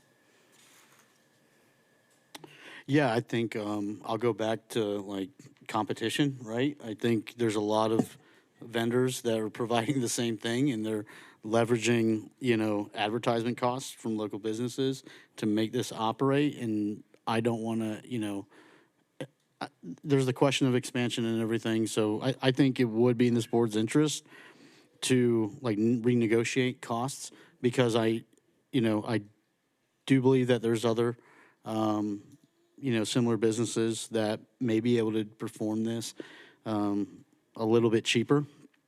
And, and how they're able to do that is different as well. And so I think, if, when there's market competition, we can get a better cost. So that's my position is, have them come to the table, let's renegotiate this. Or if they don't want to play ball, then we look at, maybe at a different vendor to perform the same service. So that's my position. I agree with that. I don't know if we need more time to look at other vendors, and this can be something that we table, but. Catherine, where are we on are we on like just a renew as? This board renewed Circuit's agreement in February of this year, so they are currently under contract until February 2027. This was a price request increase outside of that. Right. The CRA does have termination options given a certain amount of time within the contract, so if you wanted for us to move forward on that, we could, but currently they will be under contract until February of next year. Well, I think that gives us enough time to have staff look at, maybe other options and look at the agreement that we have in place and see if there are, and then that way we have some answers when, before February rolls around, because we really, for a February contract, we're looking at having discussions in December, right? December, January, to know what we're going to do in February. So we're only a couple months, so half a year out to direct staff to look at, what our options are, to talk to Circuit and see if they're willing to renegotiate or what they want to do, because we have been working on this yearly agreement pilot program, and I don't think we've ever really, it was a pilot program, so we were going to test it out. So I think we're done testing it out, so I think it's time to move forward with whatever that looks like. So that would be my thought on that. And my thought on it is that when we look at the next one, look at somebody that can give us some advertisement. So when they're whipping around, we can see that's in Boynton, advertisement. That's going to be one of the main things I'll be looking for. Can you provide Boynton with advertisement on your vehicles? Absolutely. We can look at that. Okay. Thank you. Yeah, that's what I'm saying. So motion to approve the renewal letter to amendment number 2 to the agreement with Circuit. Second. We have a motion and we have a second. All those in favor say aye. Aye. All those opposed say nay. Motion passes unanimously. Because she's not here. Okay. Thank you, Bonnie. Item 14D is the consideration of the Commercial Property Improvement Grant Program for Patoa Pizza. Yeah. Is that right? Yes. Located in the heart of Boynton, shops at 137 Northeast 10th Avenue, Unit 104. Staff, go ahead. Sure. So at the March 9th meeting, the CRA board gave the Patoa Pizza a 60-day extension to kind of make progress on the construction and report back. They had until April 30th. On April 28th, they submitted a change of contractor with the building department, which was approved. As of April 30th, I did not receive a report on the status of the project. No other subcontractor licenses were submitted, nor were any permit revisions made. I'm here for questions, and I believe the tenant's here as well. And how much work has been done in this unit? None, because It's a vanilla shell? Yes, it's less than. Not even a Yes. shell, okay. And prior to the 2-month extension, this was going on, what, 2 years? The unit was released to them in April 2025. I'd like to hear from the people who's interested in this, because I'm one of those firm believers that this should have been taken care of a long time ago.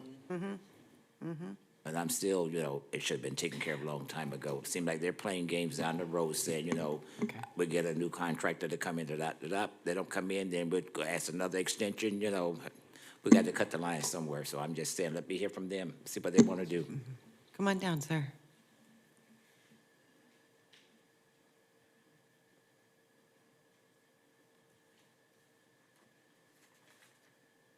Good evening. My name is Jude Valent. I'm the owner and CEO of Potiwa Pizza, and I'm here to discuss the possibility of having Potiwa Pizza in Boynton Beach.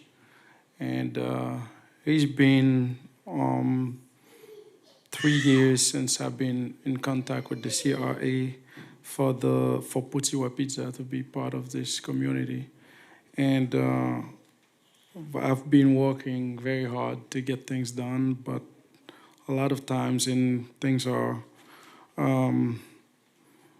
being difficult. For instance, we have a problem with the Atlantic Coast, which is the company we hired for the build-out.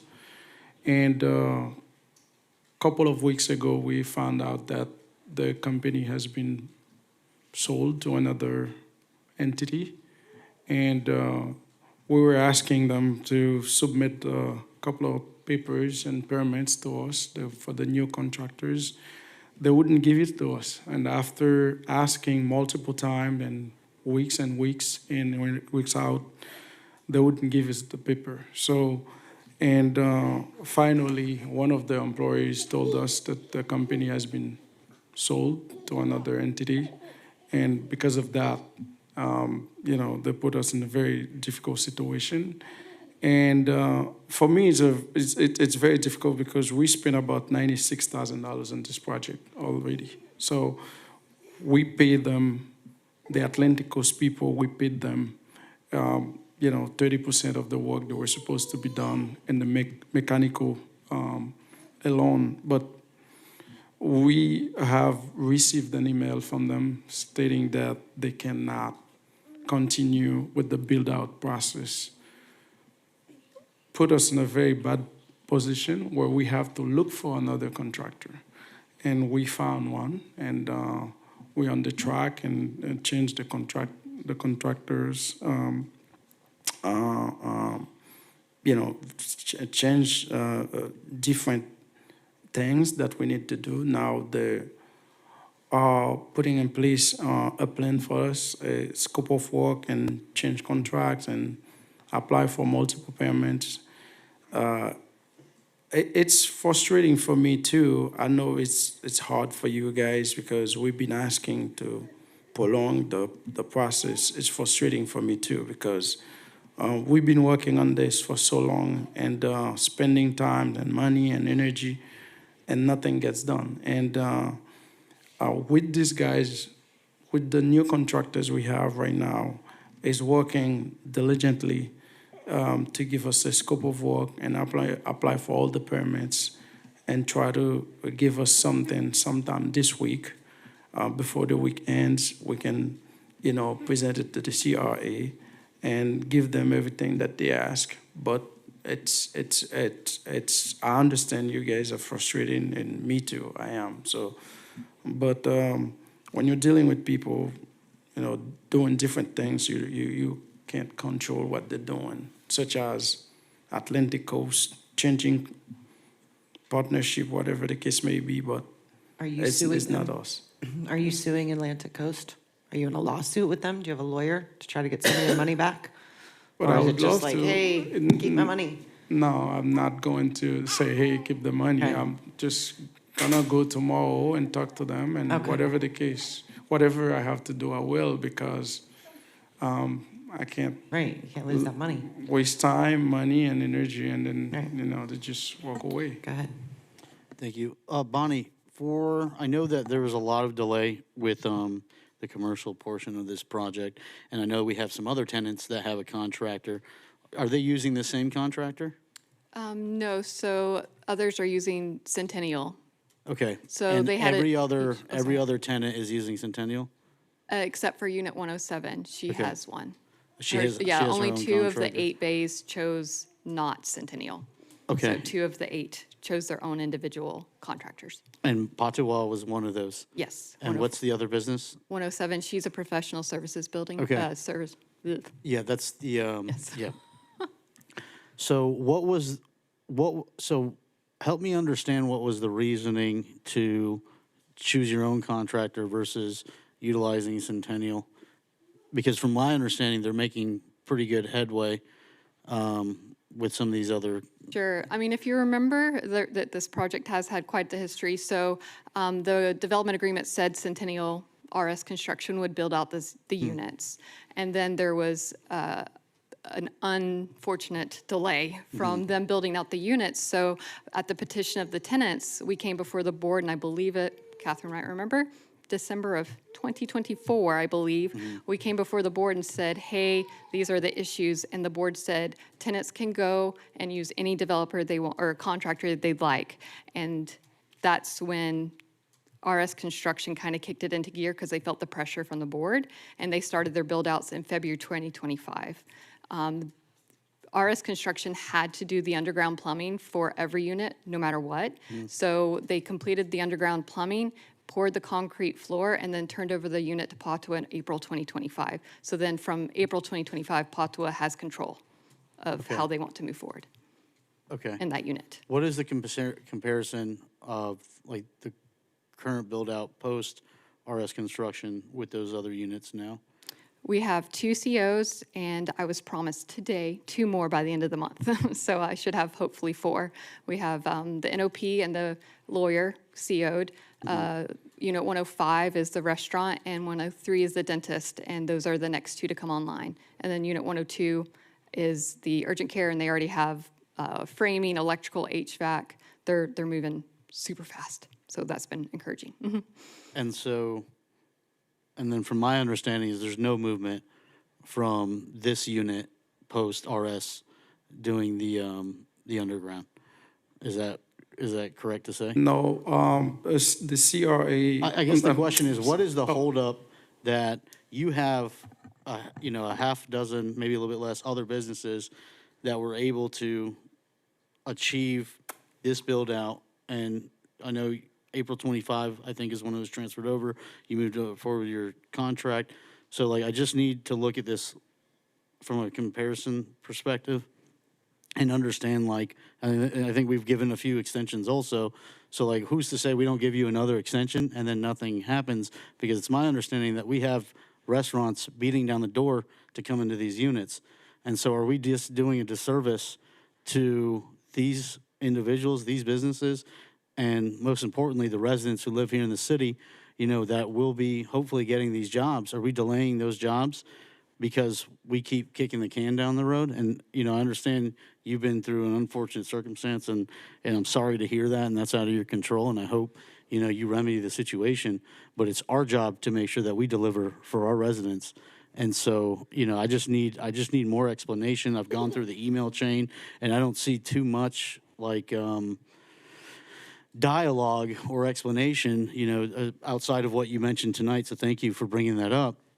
I just don't want to kick this can down the road further, and then we lose an opportunity. Something happens where maybe you can't pursue, or you do decide to litigate this current contractor you have, and that puts you in a position. Whatever the case may be, I want to make sure that we're delivering, for our residents, who essentially funded this project, with different incentives.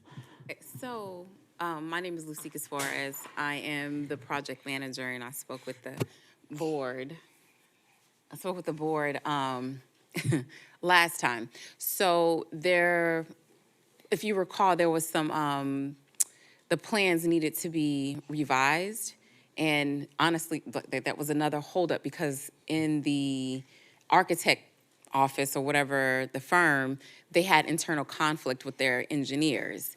And I know this is, again, you're probably not really wanting to hear this, but in the process of that, one of the person who's supposed to deliver the equipment, he actually went on vacation in the midst of them actually having internal conflicts. So that actually put us out. And the reason why, and Bonnie can vouch for this, I used to include her in all these CC'd emails, but I just felt like it was just a lot for Bonnie. So I just kind of would just give her updates. Here, this is where we are. And I would call her and ask her for some advice on certain things, especially when we had that conflict, and as well as with Centennial as well. So she was there the first half, but then it just became a lot, a lot. So I didn't want to inundate her when she already has other things that she has to be worried about. Now, as far as the plans, they have been signed, sealed, and delivered. And then finally, we were able to use the plans to secure the permit and get us under contract. So I completely understand your perspective. I understand that you have to deliver on your promises to your residents, but also want you to know that it's not just because we're sitting on our hands and trying to kick the can down the road. We had a launch date of last year because we wanted to coincide with the Haitian Flag Day of last year. But unfortunately, that wasn't the case. So I wish I could just show you guys everything that we've gone through with some of these contractors and back and forth or whatever the case may be. But I just, that's what I could, it basically is your decision right now, but I just don't want you to think that nothing has been done, nothing hasn't been paid, and it's not because of, we're just avoiding or whatever the case may be. We definitely are doing our due diligence. I just didn't include her because it was just, before she would have 10 emails per day coming from us. And I was just all right, we just need to keep this between Potiwa and handle our business before we're trying to bring her into it. And even just here recently, had to call her about a conflict that we had again. And of course, she gave me advice. So whatever y'all paying her, y'all need to double it because she is working. But I think they're working on that. But to your point, I don't want you guys to think that we're not, because we are. It's just... With the loss, the $93,000 loss at the time, are you guys still financially secure to finish this build out? Yes, and that was another thing that I made sure I told Jude. I said they're going to want to see that we secured funding. They're going to want to see a contract and make sure those permits in place. And we absolutely did secure funding and a couple of more investors. So as far as the funding is concerned, that's not a problem anymore. I'm sorry, that's not a problem anymore. Yeah, yes, we don't have any funding problem because we've been able, before, we had a couple of investors because we were, it took too long. The project took too long. Some investors say, hey, listen, it takes too long. Some of the frustrations we're you guys frustrating what you have, and Exactly. we have to look for other ones. We found, When the funding has been secured already. Secured, Yeah. secured. Yeah, we secured. Yeah, the funding has... No, I made a request, and the response was funding's in place. Yeah.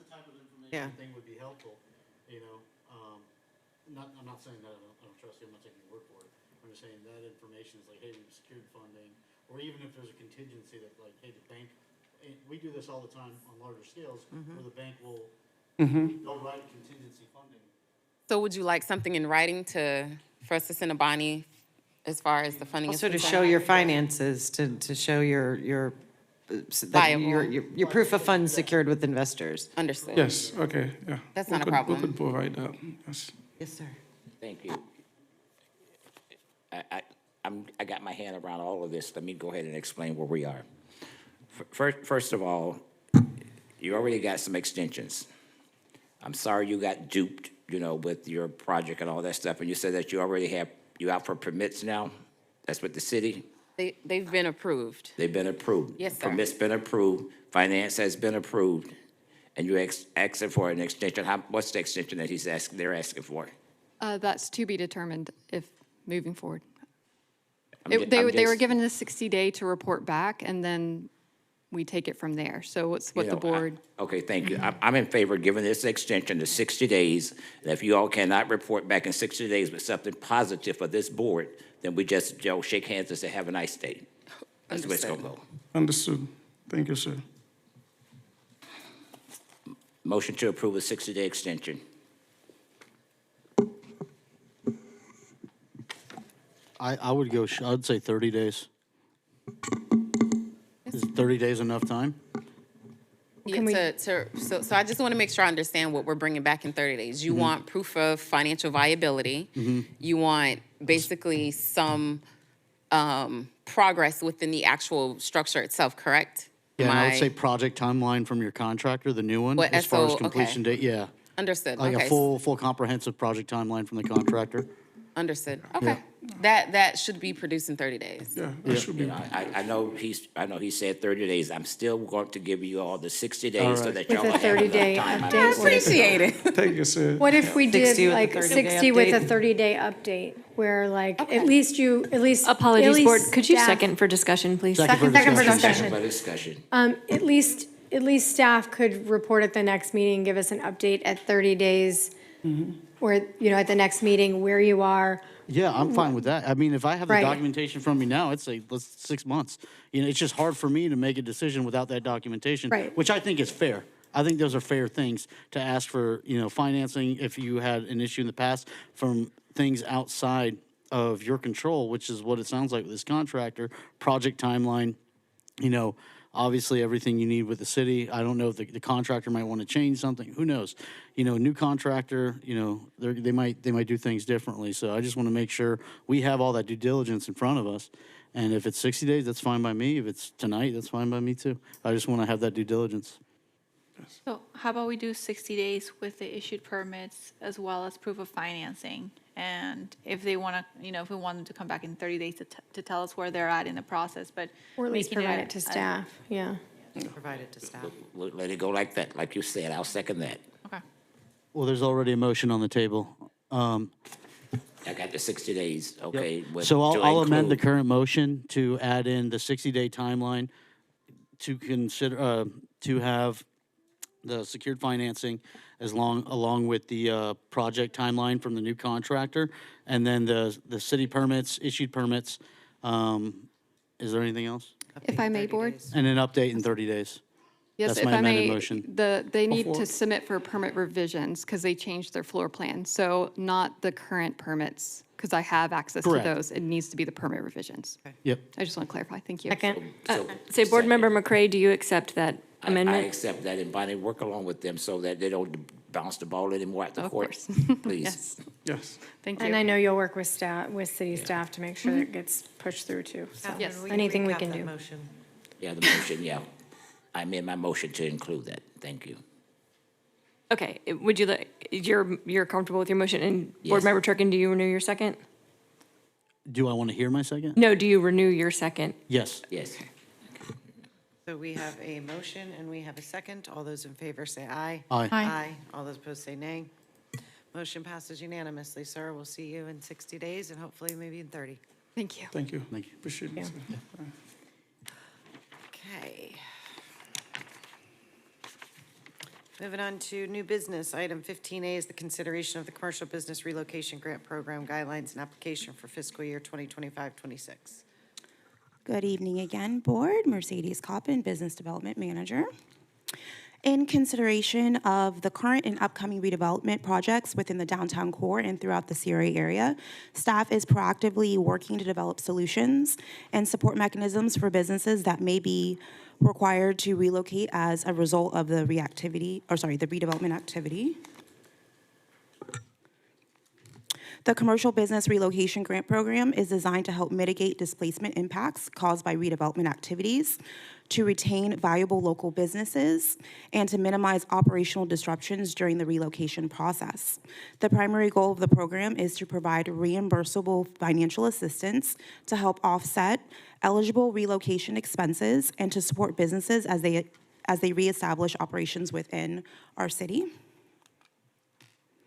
Staff is proposing 2 funding tiers to support the businesses, up to $10,000 for businesses relocating within the city limits of Boynton Beach, and up to $15,000 for businesses that remain within the CRA area. The grant funding would be based on the applicant's approved project budget with an additional 20% contingency amount to help account for any unforeseen relocation expenses. To be considered eligible for grant funding, applicants must meet several program requirements. First, the business must currently be located within the CRA area, and the applicant must be able to demonstrate that the relocation is a direct result of redevelopment activity. Businesses must also relocate either within the CRA district or elsewhere within the city limits of Boynton Beach. Applicants must provide proof of active business licensing, and the application must be submitted by the principal business owner. Additionally, applicants must have an Experian credit score of 601 or higher and be in good standing on all utility accounts within the city. To help ensure business stability, applicants must also have an executed multi-year lease for their current location with at least 2 years remaining at the time of the application, and the proposed relocation lease must be executed within 45 days of the grant being approved. As previously stated, grant funding will be based upon the applicant's approved project budget. However, any expenses incurred more than 60 days prior to board approval will not be eligible for reimbursement. All reimbursement requests must be submitted within 120 days of the board approval, and the program may only be utilized once every 5 years by a specific business or entity. The program would provide 100% reimbursement assistance for a variety of eligible relocation-related expenses that are commonly incurred when businesses relocate. This would include eligible utilities and professional fees, such as technology connections or installation deposits for internet, cable, point-of-sale systems, security systems, electric and water services. The program would also cover eligible moving expenses, including moving and transportation costs, insurance during transport, packing and unpacking services, packing materials, furniture and equipment reassembly or installation, and temporary storage for up to 90 days. In addition, certain lease-related expenses would also qualify for reimbursement, including lease applications, legal or real estate fees associated with lease negotiation or relocation, and security deposits for the new location. Since the program is intended to assist with direct relocation-related expenses, there are several costs that would not be eligible for reimbursement under the program guidelines. Ineligible expenses would include ongoing operational costs, such as rent or mortgage payments, payroll or staffing expenses, lost revenue associated with the relocation process. The program would also exclude property acquisition costs, interior tenant improvements, build-outs, renovations or remodel, and inventory purchases. Additionally, the purchase of any new furniture, equipment, vehicles, or technology upgrades would not qualify for reimbursement, as the program is intended to support relocation rather than expansion or capital improvements. Marketing and advertising expenses, as well as insurance costs unrelated to the move or transportation, would also be ineligible. To support the implementation of the grant program within this fiscal year, staff is recommending the reallocation of $75,000 within the business development budget. Based on the proposed funding and the maximum grant amounts, this allocation would account for approximately 5 businesses that could potentially be displaced this fiscal year. And that does conclude my presentation, if you have any questions. Thank you, Chair. Thank you, Mercedes. I have one concern with the eligibility requirements. The one in particular is that must have an executed multi-year lease for a current location with 2 years remaining. I know a lot of times when properties are purchased, a tenant may have had a longer lease at some point, but a lot of times I would imagine that they've transitioned to 1 year or kind of a month-to-month. I know that the mall has done that. Now anyone that moves into the mall is on a month-to-month, because any day they can turn around and say, have a nice day, we've sold. And so my concern is when you have somebody who maybe is a longtime tenant of a building, but that building was purchased by a new owner that's going to redevelop it or however that gets affected, and now they're in a position where they're in a short-term lease because they're not sure when the build is going to happen, And now they've been a long-time tenant. So I wonder if we can change that language or look at other language where maybe they're a long-time tenant that can provide history, of being a tenant, but maybe isn't going to have a lease with 2 years remaining because their landlord turned them over to a month-to-month or an annual lease because of, development plans. So I want to be sensitive to tenants like that where, maybe they've been in the city and they've been in their building for many years, but because of the situation, it's changed. So I'm just wanting that, I struggle with that for that reason, because I feel like that's in a lot of situations where, we have that, where we might have a long-term tenant, but they've switched the lease because of development uncertainty. So, so that's the only one that was kind of a red flag to me that I would like to look at possibly changing the wording of. Yes, we can absolutely redefine what that looks like. We had mirrored this off of our other grant programs, but you made very valid points with your statement. So yeah, we can absolutely go back and change the language there. Yeah, I agree wholeheartedly with Board Member Kelly. I think a perfect example is Hurricane Alley. I mean, look at that, The other thing is can we go to ineligible? The marketing, can we not, are any of these because of state statute or because of legal recommendation? The reason why we have it that way is because we already have grant programs in place for marketing. We have a marketing grant. So if there was anything related to rent reimbursement or the commercial property improvement grant, they can apply for those separately. What if they had already utilized that grant, though? That's my question, is they've already used that grant and they don't, if they're not eligible to reuse that grant? My thing is, I think we should help promote, especially if they're going to go, maybe on the west side of 95, and they're going to stay within the city. I think it would be advantageous to help promote that transition. So I don't know if there's an opportunity to strike that out, or at least create a mechanism for this board to approve on a case-by-case mechanism. I understand what you're saying, we want to be able to give them the marketing grant and do that, and I 100% agree with that.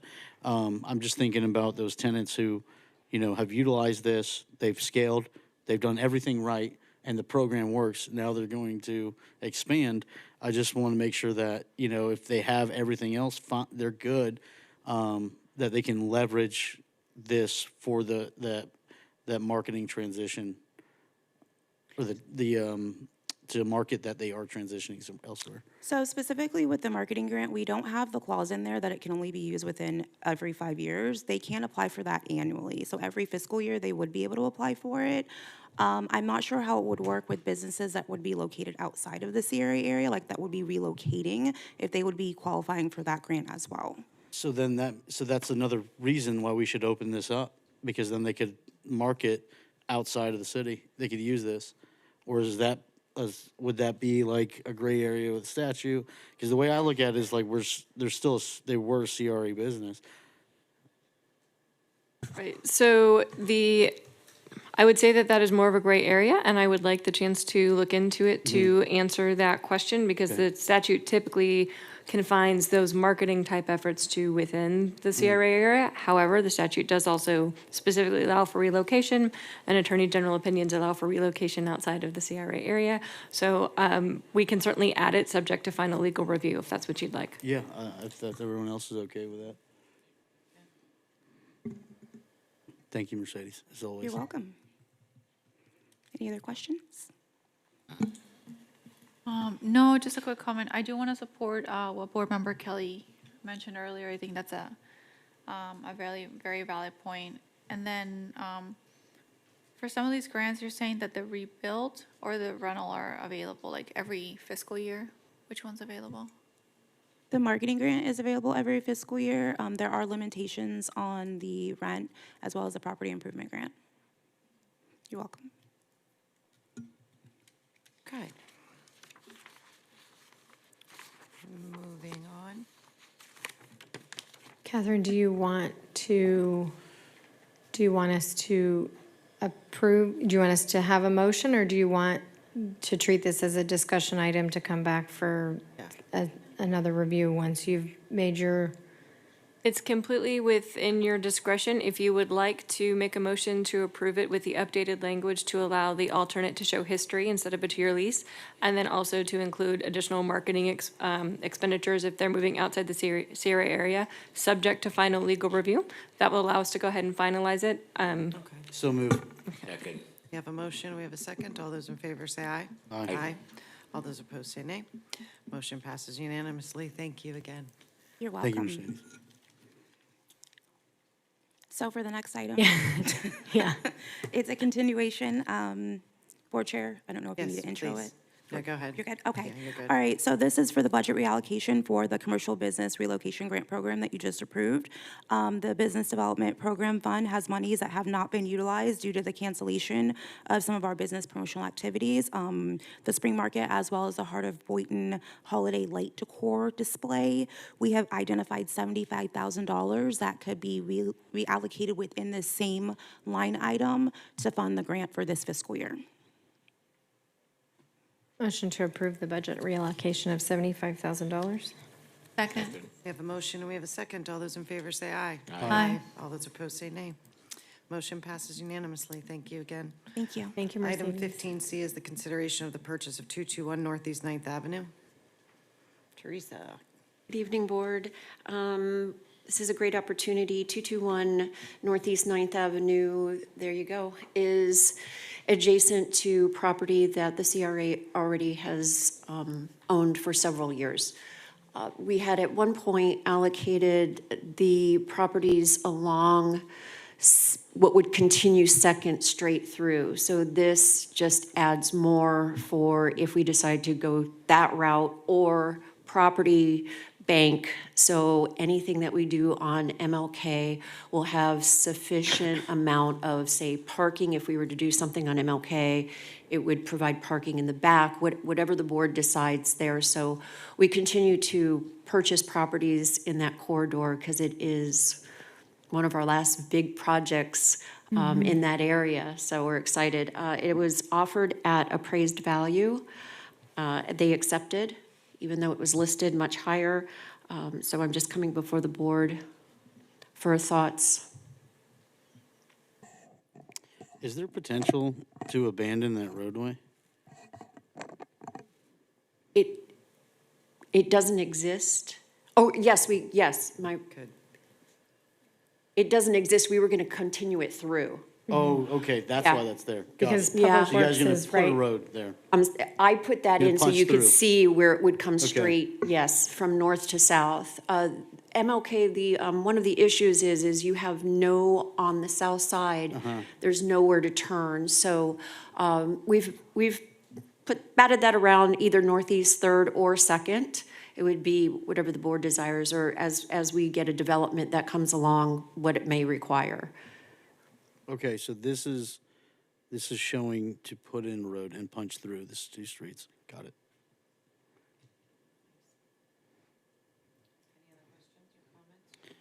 This is about 2 lots, isn't it? It's a equates double to about- lot. Yeah, yeah. I'd like to make a motion that we go ahead and approve this because we definitely needs this because of the way that the traffic flows. And I'm just saying anytime that we can bank like land and get things so that we can utilize it, because on MLK Boulevard, we do not have parking. Parking is, even when the church is having something, we have no parking. Great, we have a motion. And Second. we already have a second from Okay. Board Member Cruz. Thank you. All those in favor say aye. Aye. All those opposed say nay. Motion passes. 15D, consideration of fiscal year 2025-26 budget reallocation for property purchase of 221 Northeast 9th. So quickly, I have a remainder of $431,000 left in property acquisition. The purchase that we just decided for approval was $628. We have $250,000 sitting in a line item it was a stormwater program that I think we've rolled it over now 2 years. We most likely are not going to use it. So there's $250 in the project funding. So that's where staff would suggest taking the money from so we can make the purchase. Okay. Teresa, excuse me, we have. You're right. You got the money. You have the money, yes, sir. Any questions, or would anyone like to make a motion? No motion to, That's a move. Second. Okay. Yeah. We have a beat motion and me we have to a it. second. All those in favor say aye. Aye. Aye. All those opposed say nay. Motion passes unanimously. Great, awesome, thank you. Moving on, item 15E is the discussion regarding CRA strategic planning, redistricting, property acquisition plan, bond, and CRA update. Which staff members on for this? I can handle that one. Good evening, staff. This will be fairly quick. This is just a discussion item about some big topics that the CRA board has been discussing in the recent meetings. We are looking for direction on if the board is interested in moving forward with these three items. The first being CRA redistricting, the second being property acquisition, a plan for it, or a bond or a loan that accompanies that, and the CRA plan update. If the board does recommend moving forward with all three, staff does have a recommendation for the order in which these should happen. First would be redistricting. The second would be the CRA plan update, which we would do the property acquisition as a part of it. So we'd be consolidating the second two items. So looking for direction on if we want to move forward with all three. And if we want to do that, I would respectfully request that we postponed or cancel the scheduled workshop for, I think it's on May 30th. Staff will need more time to get some data for you all so we can make some informed decisions on redistricting. How much time do you guys need? Like maybe after the summer legislative break or before? Yeah, I think 3 months Okay. to get the data and get some good graphics for you guys to make some decisions, I think would be appropriate. Yeah, I definitely. Your legislative break. Yeah. That's plenty of time. I Yeah. think that works better. Yeah, I definitely support all three of these things. I will say, I've mentioned this before. We've sat around and played with this map, so I think it's important to really look at neighborhoods and really look at the CRA mission. And I would argue, when you look at Forest Park and some other neighborhoods east of Seacrest that are not in the CRA district, I think they could benefit, from the CRA's mission. And then, again, I'm going to be bullish on the loan just for the sake of being the, spearhead and pioneers of how we want our city to grow and having that control. So that way we don't have to, rely on the private sector ad valorem, influx to be able to provide services to our residents. We can do this, and we can, and also I think now too is, I think every developer is wanting to do business in the city. And, I know we're getting extremely busy, so I think we have a little bit more leverage. And so, we can acquire this land, and then that way, we can partner with who we want to partner on and, call the shots, so to speak.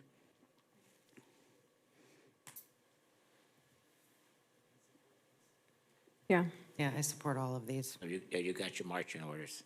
I'm on it. So we can cancel the Yeah. current workshop and we Yes. will reschedule for You guys will after come back break. to us. to Yes, reschedule that. perfect. Wait, Board Chair, I apologize. That motion, that workshop was set by motion, so I'll need a motion to cancel. I'll motion to postpone the current workshop. To a later date. Second. You want it to cancel or postpone since we I'll don't have a date? postpone, these are going to come back. Postpone to a later date Yes. after staff recommendation. Second. We have a motion and we have a second. All those in favor say aye. Aye. All those opposed say nay. Motion passes unanimously. Now we will move on to F. Yes, I'll be handling F as well. This will be brief also. As part of the assessment that the city has been undertaking on review of CRA and personnel, there are a couple of changes and recommendations for promotions that we'd like to bring forward. This item actually approves two things: new classifications and associated pay grades. But we can talk about what these are. The current development services manager does a scope of work that is wildly outside of her scope, and we are looking to promote her to the CRA Development Services Director, as well as the current grants and project manager, same, does way more than is within her scope. We are looking to promote that position to the CRA Economic Development Director. And then these other three are changes to the positions. We are updating the administrative assistant to be a CRA administrative coordinator to be able to manage higher level work. We are reclassifying the assistant director to be the deputy executive director. We're adding more leadership responsibilities within that role. And we are just updating the same title, the development services specialist. This is the unfunded position that has been on the books for about 5 years. This would be reporting to the new development service director to assist with development projects. I don't have a question. Yes, sir. It's long overdue, and I'm just saying, we looked at, when we made this decision that we was going to do what we had to do with the CRA, it's already in our court, and I'm going to offer a motion that we approve what has been brought back before us. Second. We have a motion and we have a second. All those in favor say aye. Aye. Aye. All those opposed say nay.